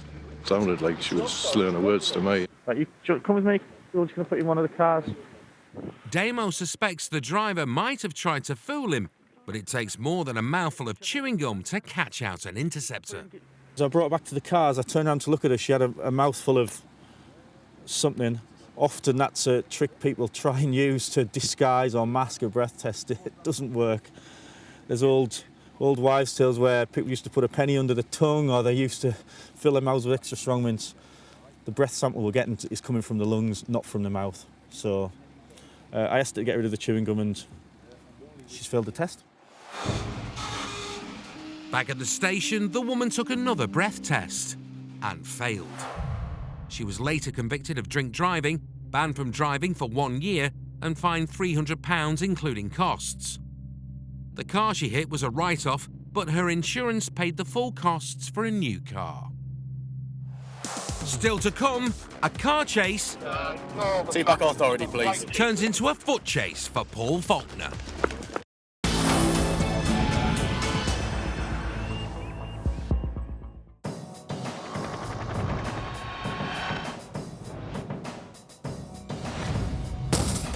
Please! An average day for the Interceptors sees them nick a variety of villains, and whatever crime the bad guys might have committed, catching and locking up a wrong-un is the most satisfying part of the job. We all want to go after the bad guy because the bad guy hurts the good guy. You know, and when you see people being hurt by crime or people getting far ahead of where they should be by crime, then yeah, it riles you, it gets under your skin and it makes you think, you know what, I'm not having that, I'm going to go and do something about that.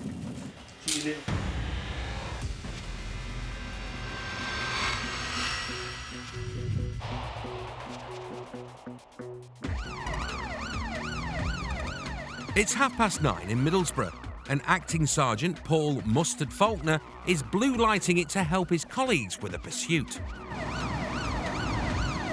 Getting a report of a vehicle which has been seen loading some equipment on the back.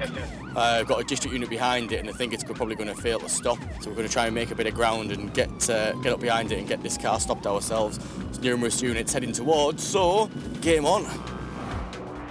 Veteran Interceptor Paul isn't expecting the fleeing vehicle to stop, so gets in touch with HQ. I'm going to shortly be on this vehicle. I've got the blue lights ahead. Appropriate driver, appropriate vehicle. Can you ask the comms spec to authorise take-back authority, please? A Panda car is following a white van suspected of being involved in a theft. The Panda driver doesn't have the authority to carry out a controlled stop, so Paul needs to catch up quickly. Other vehicles on the road. But then he hears the pursuit has ended. Bollards, stand by. Got stuck. Can we have units here? Bill's Decam. The van has crashed and the occupants have fled on foot. Moments later, Paul arrives at the scene and joins the foot pursuit. From the car. Where's that, Sean? Right. There were 2 men in the van, and they've legged it in 2 separate directions. They've run into unlit parkland surrounded by a housing estate. Trees here. The park is unlit with plenty of places to hide. He might be in this area here.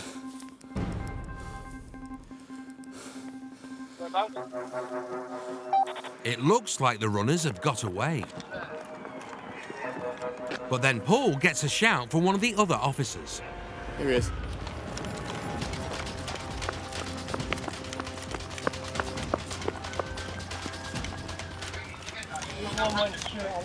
Right. What was he wearing? Just dark clothing, is that his? Right. White male. Could have got to the ground anywhere, mate. All right, fella. One man's been caught, but the other is still on the loose. One male's detained. I don't know whether that's the driver or the passenger. Second one's continued this way. I don't know whether he's gone to ground or gone into the estate. I think Justin's ahead. Dog handler Justin Moffat arrives to help in the hunt. Don't want to walk any further now to spoil the scent for Justin, so we'll just wait, let the dog do its bit.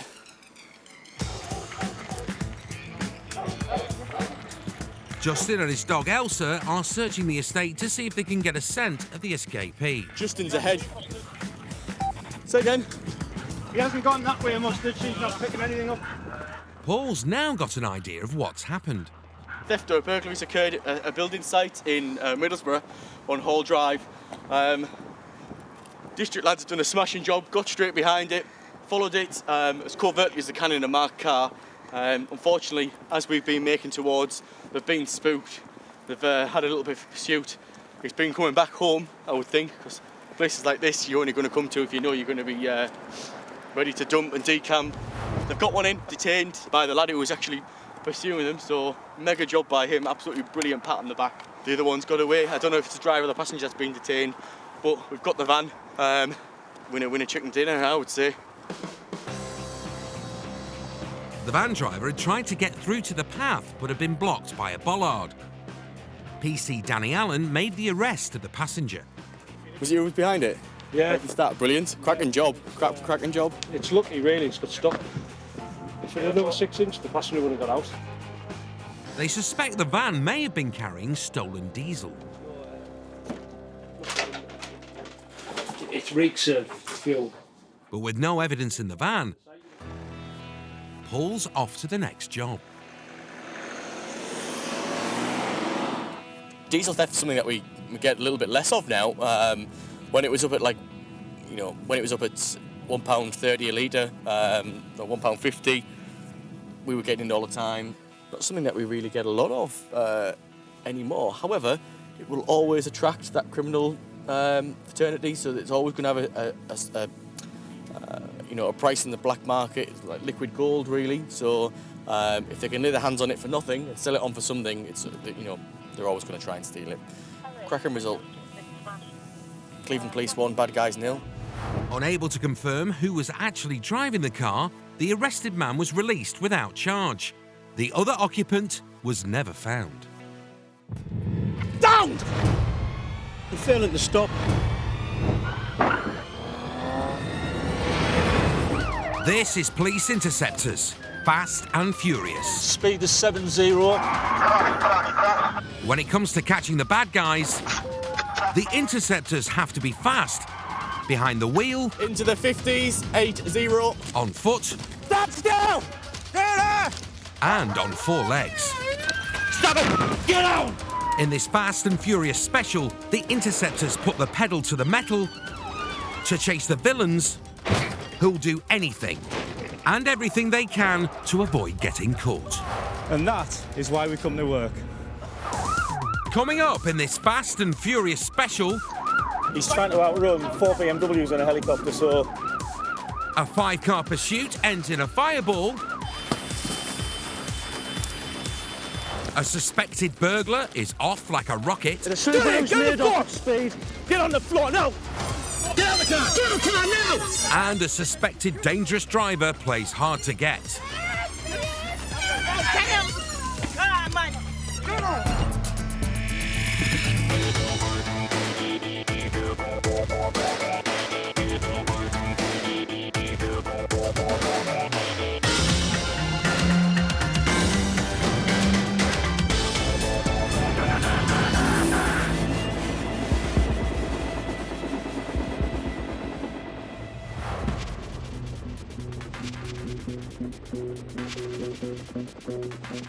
Most interceptors will tell you the best and worst parts of the job both begin with P. Paperwork and pursuits. Guess which one's favourite? Ultimately, I come to work and I get given the keys for a 300 brake horsepower BMW. I can drive it quickly when I'm allowed to, with good reason. And these highly skilled cops live to keep fast and furious drivers off our roads. It's lunchtime and it's all going off on the A688.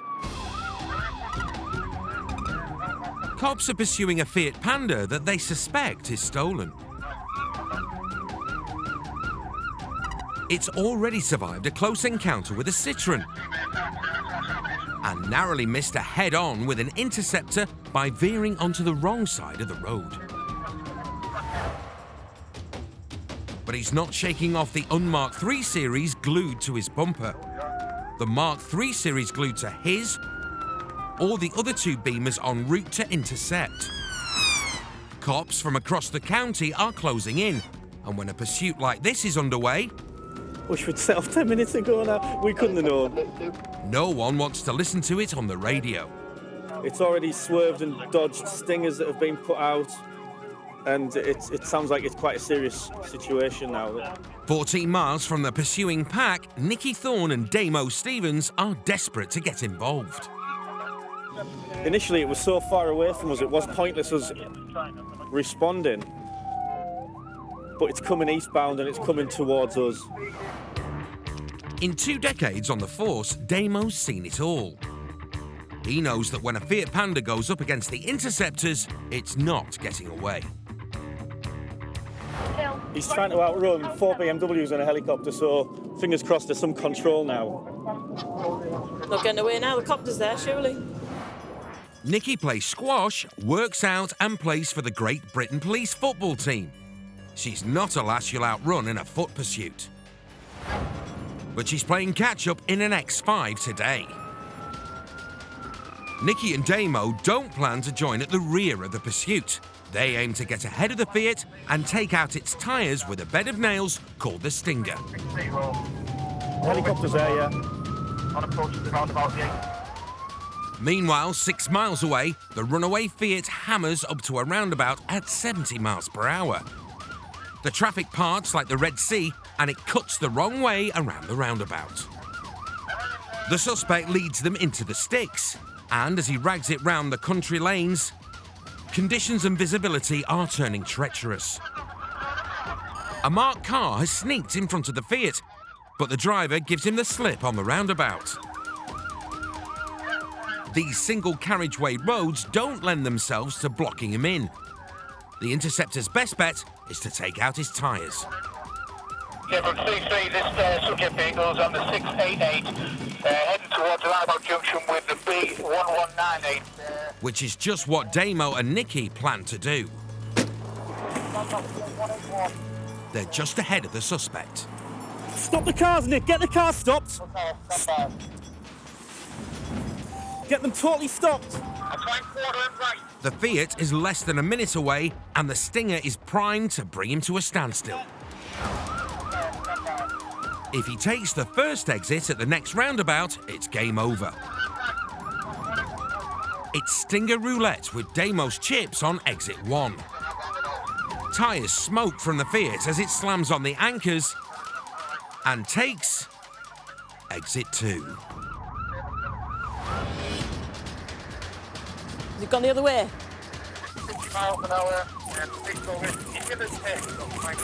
The Interceptors have got to stop this car before someone gets hurt.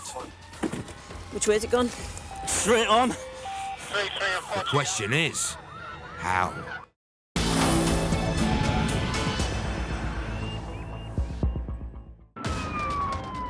Interceptors have been chasing a suspected stolen car for over 20 minutes at speeds approaching 90 miles an hour.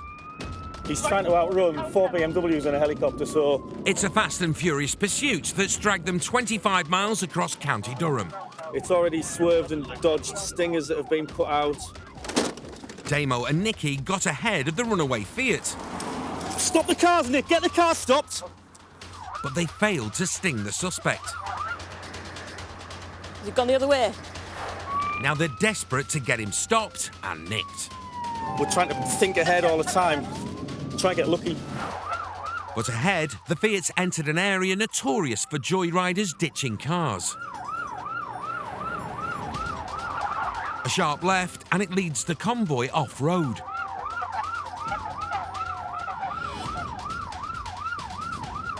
As they pursue the Fiat into a muddy wasteland, it pulls behind a derelict building,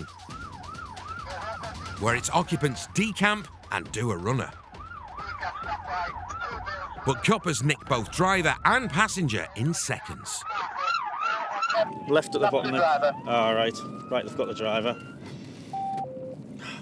They very rarely last that long, do they? No, especially not going across the county like that. Damo and Nicky arrive to find the driver has just failed a roadside drug test. The case looks like 1304 now, where the rest positive indication for cannabis, as well as everything else. Right, it's just starting to come through there. Enjoy that? Tell the truth. Yeah. It's a great result.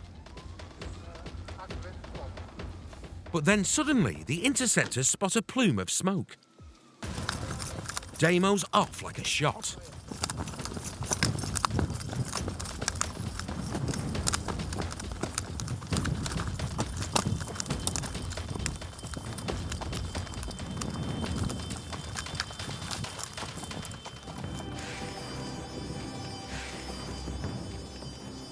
Not 50 yards away from the police vehicles, some of the locals have been and set fire to the car. As the fire brigade tackle the blaze, it falls to some local lads to sum up the situation. Joyriding City. This is the Joyriding City. It's just an absolute shell of a vehicle. There's nothing remaining apart from metal. All the wire and loom and the coils and everything, all the upholstery.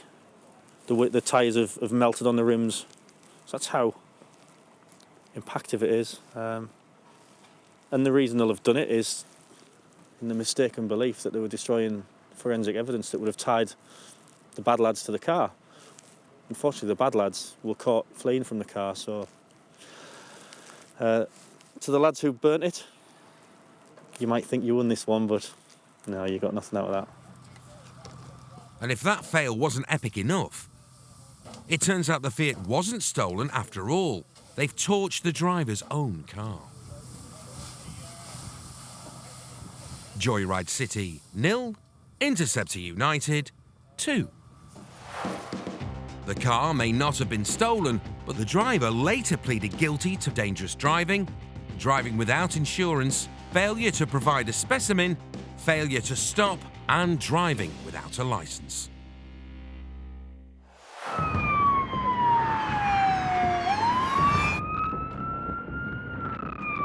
Fast and furious pursuits don't always just involve vehicles. Often, when cars have nowhere else to go, the chase goes from 4 wheels to 2 legs. Stand still or send the dog! And it's fair to say that when it comes to pursuits, interceptors would always rather be behind the wheel than doing their best Usain Bolt impression. I prefer car chases, and invariably a car chase will end with a foot chase. We're running after somebody that's 19-year-old in tracky bottoms and trainers, way late 30s, dressed up like a stormtrooper. If I haven't caught them within the first 500 yards, I ain't catching them. Today, the interceptors are gearing up to bust a dodgy lockup, which they've had a tip-off about. We've had intelligence to say that there's potentially stolen property. There's talk of potentially stolen motorbikes in there. Leading the op, Sergeant Kev Salter. Kev was inspired to join the force by watching the bill. Now he's living the dream, staking out lockups in Peterlee. There's a couple of cars coming over now to assist us. So as soon as we get that green light, we're going to go and strike on the premises. Alongside Kev in the marked X5, Mark Chubbs Rogers. Chubbs is a die-hard Sunderland fan, so he's used to sitting around for long periods of time waiting for something to happen. And finally, it does. Yes, location as discussed. Suspects are approaching the lockup in 2 cars, a blue Vectra and a green Subaru. Cops suspect they're pool cars shared between criminals and likely to make off as soon as they spot the boys in blue. 3-5, we are monitoring. Do you want us to strike the premises of the vehicle? Yeah, I'll let you start as you travel in, but the premises is the main one, but 3-5 from 3-4, we're not too far away. Multiple units are heading to the lockup, but Kevin Chubbs are the first to arrive. You're looking out for a Vectra and a Subaru. Subaru's on scene. Look out for the Vectra. We'll come straight to the address. The green car's already there, right beside one of their chief suspects. Where? He's away, with Chubbs and Kev hot on his heels. Get here! The Subaru's made off at speed. Get on the floor now! They were expecting a pursuit, but not on foot. The suspect is no slouch over 100 metres. Yeah, there's male on foot. But he's not hung around to collect his gold medal.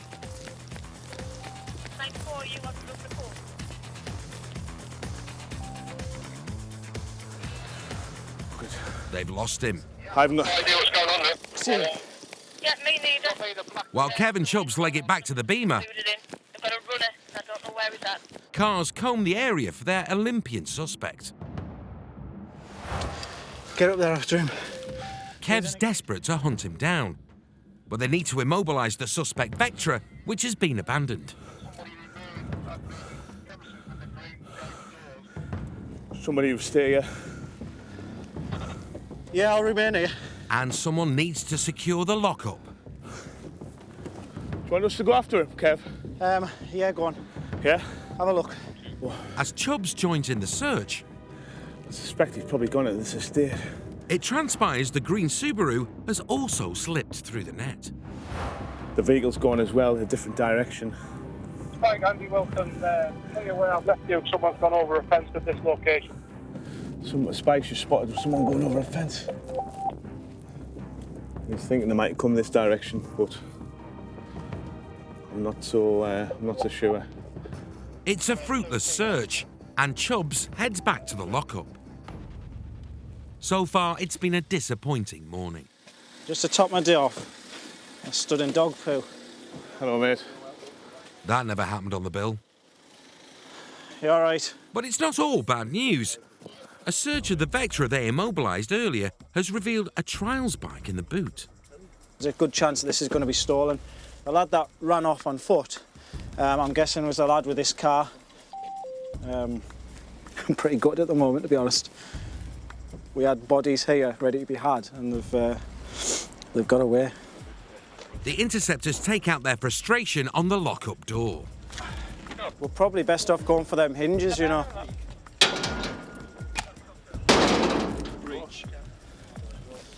Watch that thing behind you.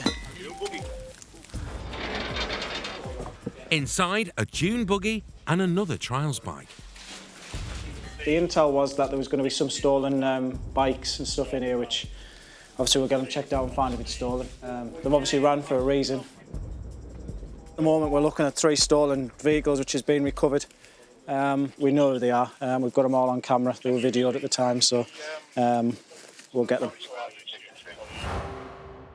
The 2 motorcycles and the dune buggy were indeed stolen. They were returned to their legal owners. The green Subaru was also recovered the following evening.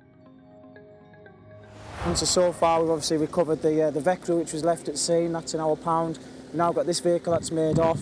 The lads who are involved, who we knew they are, it's just a matter of time before we get hold of them. They're currently wanted for burglary. As we know, the 2 motorbikes that were found in the garage were nicked from a burglary a couple of nights prior. They'll come, we'll get them eventually. It's just a matter of time. The occupants of the green Subaru later turned themselves in. They were released without charge. As for the Sprinter who ran away, he soon ran into the Interceptors. He was later charged with handling stolen goods, but following an investigation, no further action was taken. Vehicle failed to stop towards A19. When the criminals can't outrun the Interceptors, they resort to all sorts of tactics. Contact with private vehicles. Sometimes the move is something as simple as putting the pedal to the metal. Into 40s, risk is now high. Often the other carriageway is seen as the best means of evading capture. If you want to take over, the wrong side of the keep left board. Some dodgy drivers try to use alternatives to the usual tarmac as they try to flee from the cops. If those tactics don't work, She's running the hot car now. a less subtle route is simply smashing the police cars in the hope of taking them out.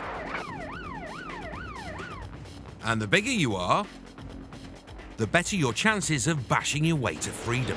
Yeah, first 4 vehicles, ran the police car, still on the A11, ran the police car. A variation of this tactic is the reverse smash. Yeah, it's going for a reverse ram. Though it's usually unsuccessful.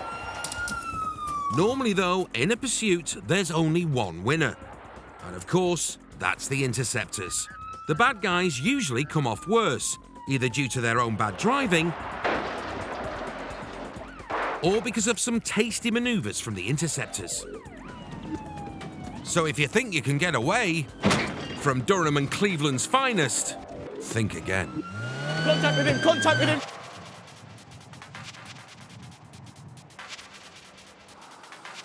It's the Thursday afternoon rush for home in Bishop Auckland, and PC Paul Jacko Jackson is in pursuit of a Mondeo, which has sped off after being lit up for driving too fast. Failing to stop A688, West Auckland, westbound. It's a dark Mondeo. Traffic is medium, roads are wet. Never authority for pursuit. It's the worst possible conditions for a pursuit. Wet, dark and busy roads. But the runaway driver doesn't care, putting his and other road users' lives at risk by moving into the opposite lane. We're continuing Station Road, West Auckland, speed is 60 miles per hour. Overtake on the wrong side of the road. The vehicle has 2 occupants who are not known to be. Come on, you players, get on my way. The Mondeo isn't managing to shift Jacko on the main road, so pulls off into a housing estate. It's a left into Oakley Green. Stand by. Where the roads are quieter, but the chance of hitting someone walking home from work is a lot higher.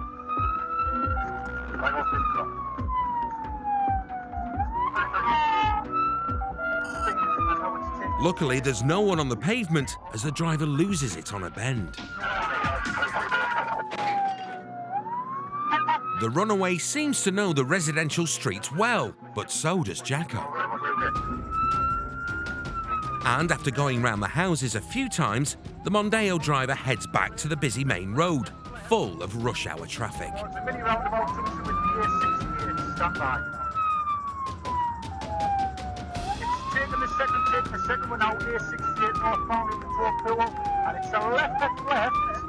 It's mounted a pavement to overtake a vehicle. Once again, the Mondeo loses it in the wet, mounting the pavement and nearly smashing into another car. The driver's trying everything to lose Jacko, without success. And now he's running out of road. I think this goes through dead end. It's going to be a decom. The driver's gone up a dead end, and despite dodging someone parking their Peugeot, he's got nowhere to go, and jumps out with the Mondeo still moving. Driver out dark road and crash. He jumps the fence while his car takes it out. And Jacko's straight after him. Despite his Starsky and Hutch-style bonnet slide, he's soon in cuffs. He was later convicted of dangerous driving, failing to stop, and driving with no licence or insurance. He was given an 8-month suspended sentence, 20 days community service, and banned from driving for 2 years. Still to come on Police Interceptors Fast and Furious. One detained by the dog. The dog unit bags a suspected burglar. You're under arrest, mate. Burglary, all right? LA from 313, Foxtrot urgent. And Jacko and Bully go after a runaway pool car. Vehicle failing to stop.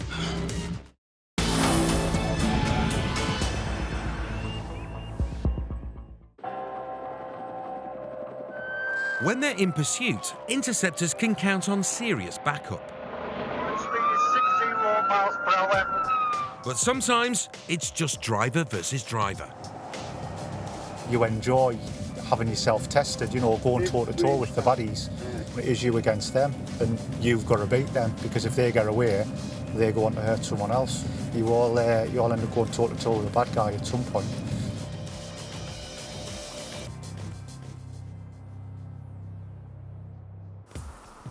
It's a Friday night.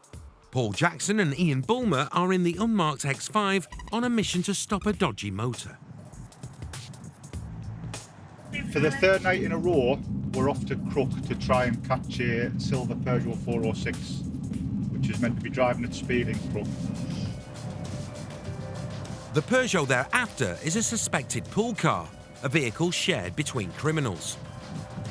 Not got a register keeper, there's no MOT in it, it's not insured, it's a stereotypical pool car, and we believe it's been used by a disqualified driver. Jacko's a local lad who likes doing his bit for his home community. And putting an uninsured pool car out of action is a prime opportunity. We've had numerous members of the public phoning in reporting it, and there's a member of the public up there who I've actually given my mobile phone number to. We wouldn't ordinarily do that. He's at the end of his tether with his car, and it's flying around the estate, doing handbrake turns, and just being driven in an antisocial manner. So at least if we give him our number, he can phone us direct, and hopefully we'll get it captured. Even in an unmarked car, Bully and Jacko are taking no chances. They park up, kill the lights, and wait for news on their target car.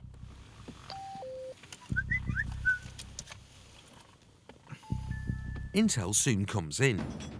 The silver Peugeot is ragging it round the estate again. Jacko and Bully roll out. Clear left. The target car is a silver Peugeot 406. You say it was moving? Yeah, on the top of the estate. But before they find it, they spot another known pool car. Is that it?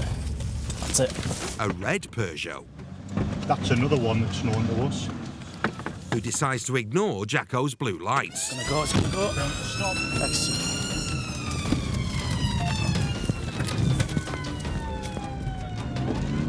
The pursuit is on, but by the time Jacko spins round, the runaway is out of sight. LA from 313, Foxtrot urgent. Yeah, buddy, I've been told fail to stop, yeah? Where you at? Vehicle failing to stop.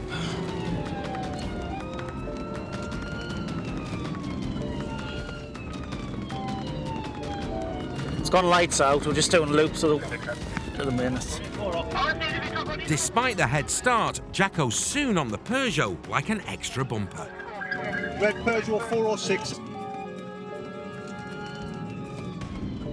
Doors Connor Stunt present. The runaway's erratic driving can't shake the X5. You take over the radio, Bully. Crash. No. Yeah, we're still doing loops. There's no other traffic, low risk at the minute, speed approximately 30, 3 or 4 male occupants, not known to ourselves. off-road. Vehicle's now going off-road. The Peugeot's onto a cycle path in the park. Where we're going to come out. Out of the nick.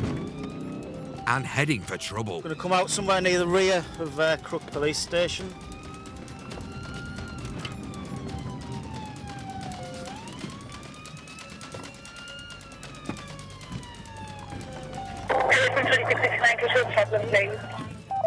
Just going past the rear of the nick now. As he threads his way out of the park, there's a danger the pursuit might have to be called off. Right towards the town centre.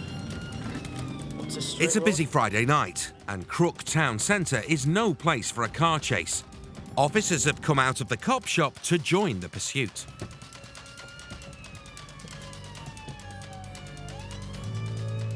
Just passing through the car park, he's doubling back on himself.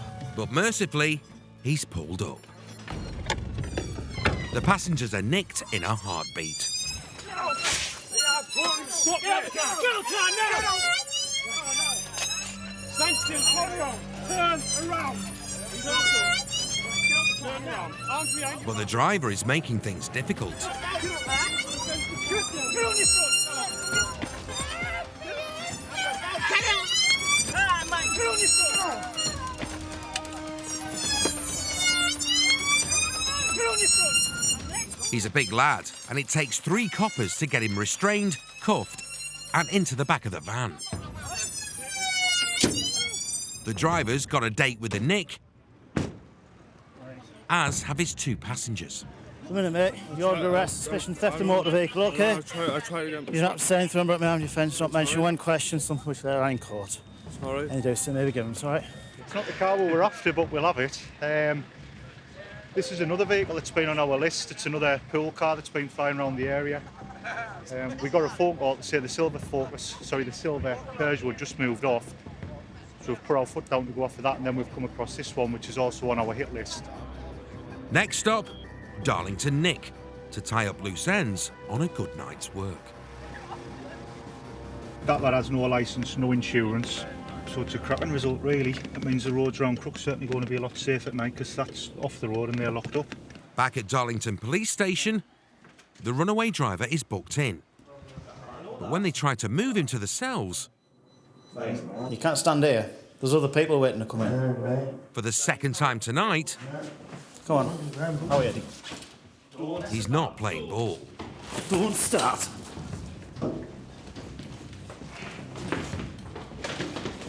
Calm down. Get on the floor. He continues to resist. Ready? Yep. 1, 3, 1, 2. Putting up such a fight. Right. Stop struggling. Just press that light behind you. Stop struggling. That they're forced to ask the cameraman to hit the panic button. Yeah. Bang on cue, a steady stream of reinforcements arrive. Your legs out. And he's soon back in cuffs and on his way for a night in the cells. The wrestling runaway pleaded guilty to dangerous driving, driving without insurance, and driving without a licence. As for his 2 passengers, they didn't face any criminal charges.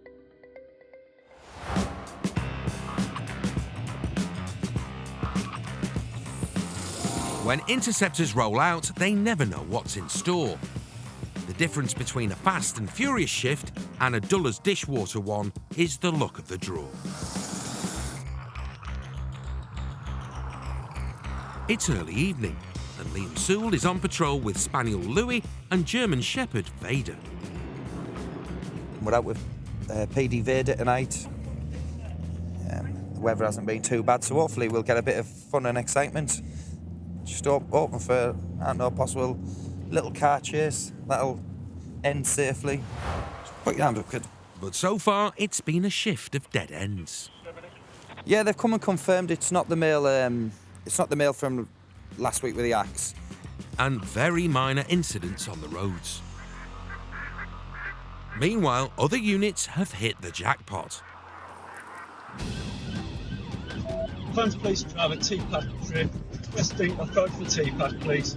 They're pursuing a 150-mile-an-hour Audi Quattro that's failed to stop. Switch lane towards Roxbridge Avenue. White Audi.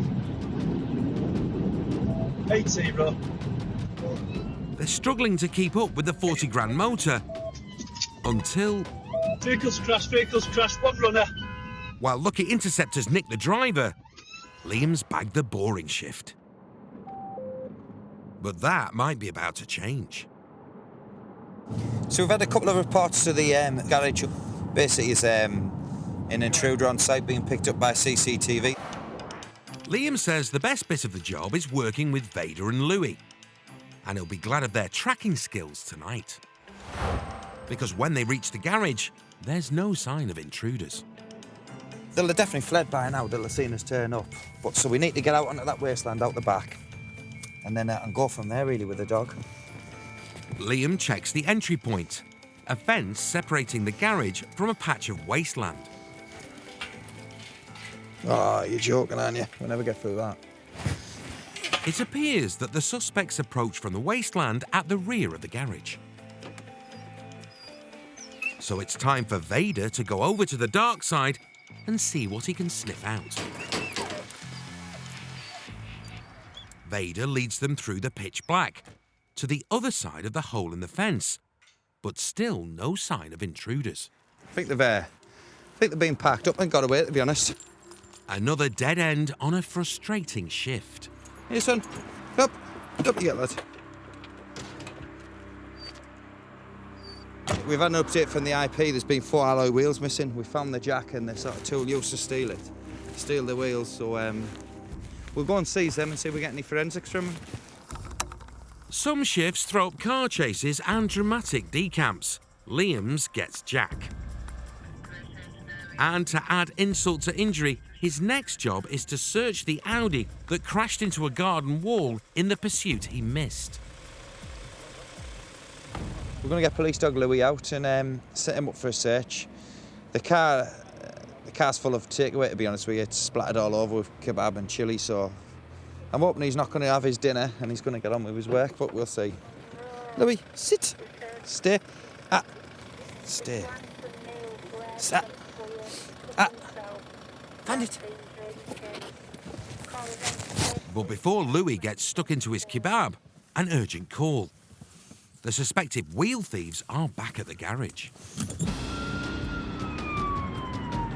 There's intruders in the site again, so hoping this time we'll be a bit quicker and we might catch them. Liam boots the dog van and it's back at the cemetery beside the garage in a matter of minutes. 667, I'm arriving at now. Vader's out of the van and he's onto something.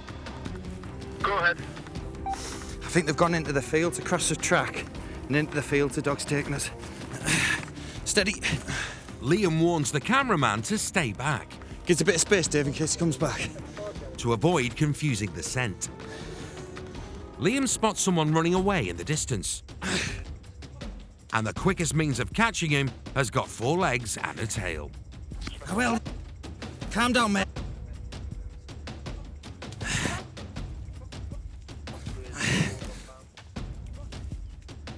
Stop fighting the dog! Lost! Right, move away, mate. Good lad. One detained by the dog. Vader's caught a man trying to flee through the bushes. Good boy! Stand where you are, stand still.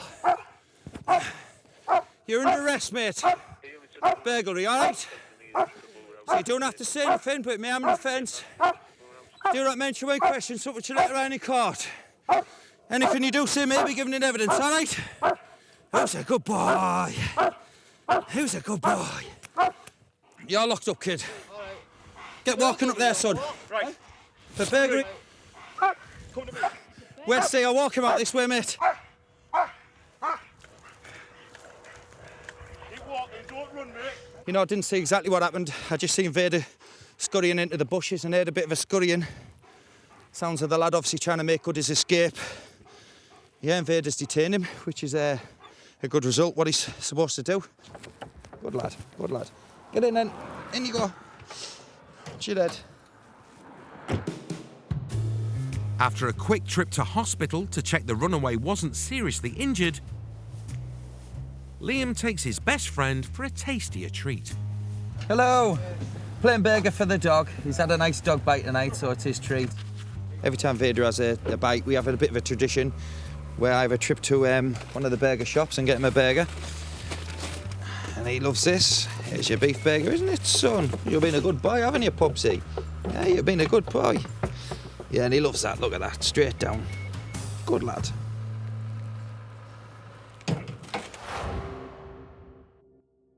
The man in the bush was charged with theft from a motor vehicle, but the case was later dropped. All in all, a pretty exciting shift. Still to come on Police Interceptors, Fast and Furious. A pursuit with a difference. Yeah, Mike 3-6, we are 90 miles an hour. As the Interceptors use stealth tactics to stop a stolen car. Get that door up now! Get the door open now!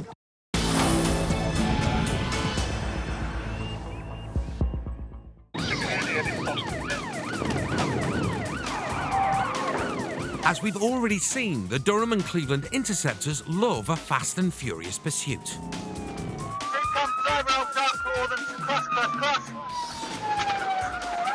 But as high-speed chases put the villains, cops, and most importantly, the public in danger, the Interceptors try to do everything they can to avoid putting pedal to the metal. Stop, you can't slow down. Using an unmarked car to track a dodgy motor is often the safest and stealthiest way to stop a wrong-un without putting lives at risk. We fight quite a bit over the unmarked cars when we're not on the ARVs because they're quite good for sneaking around and catching people. People don't expect you to be driving around in an unmarked car.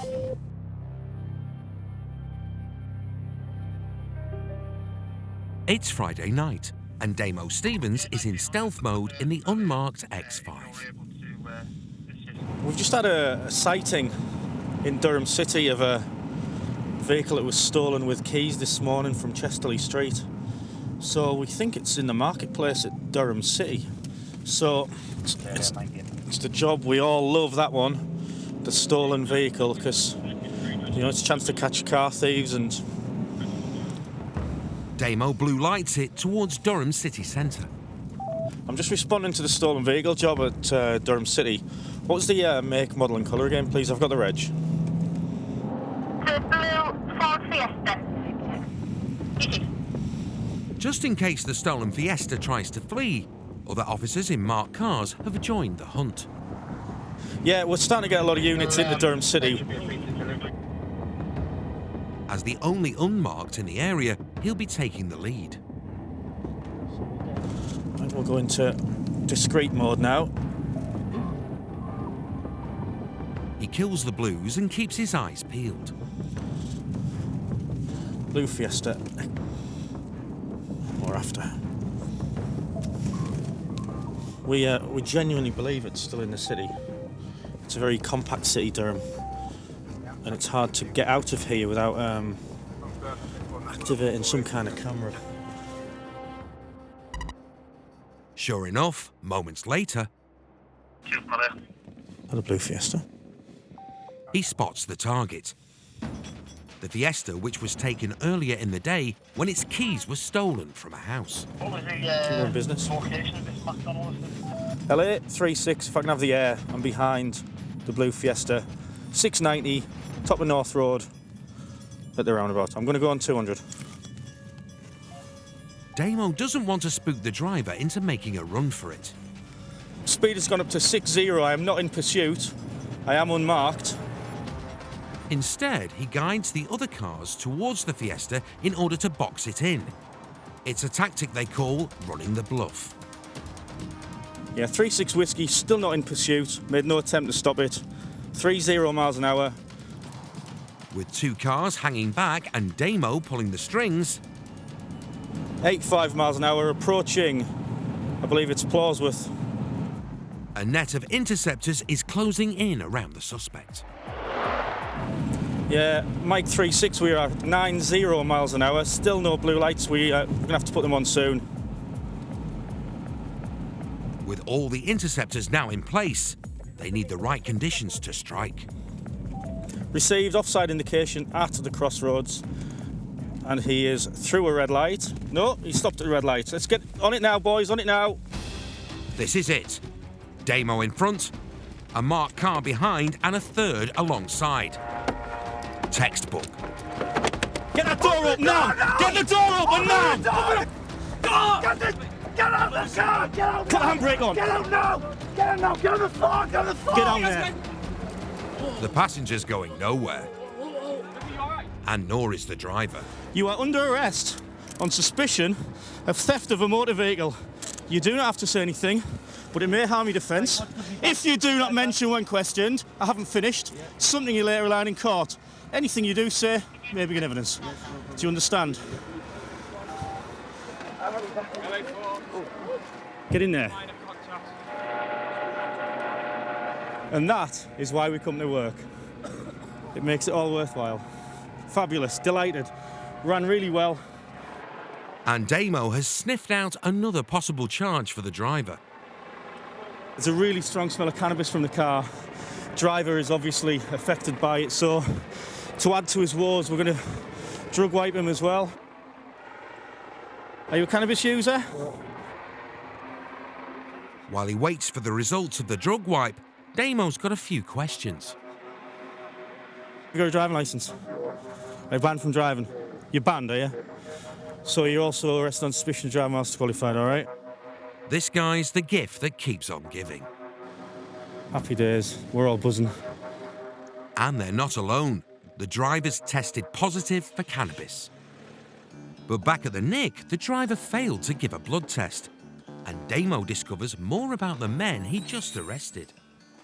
We found out that they've gained the trust of a 79-year-old lady over the last few weeks. And today they've gone along there, helped her with some household chores. She's given them bacon sandwiches and cups of tea, and they've thanked her by stealing a car. The great feeling we have of arresting these guys is tempered by the sickening feeling of just what they've done to this old lady. And, you know, I just hope that they have the day in court and the right thing happens. No! Get him now! Get on the floor! Get on the floor! The driver was later found guilty of taking a car without consent, driving while disqualified, driving without insurance and failure to provide a specimen. He was fined £200, disqualified from driving for 18 months and sent to prison for 12 weeks. No further action was taken against the passenger and he was released without charge. There are good days at work and there are great days at work, and I have to admit, this shift has been a really good one. Job satisfaction to the extreme for me, that one.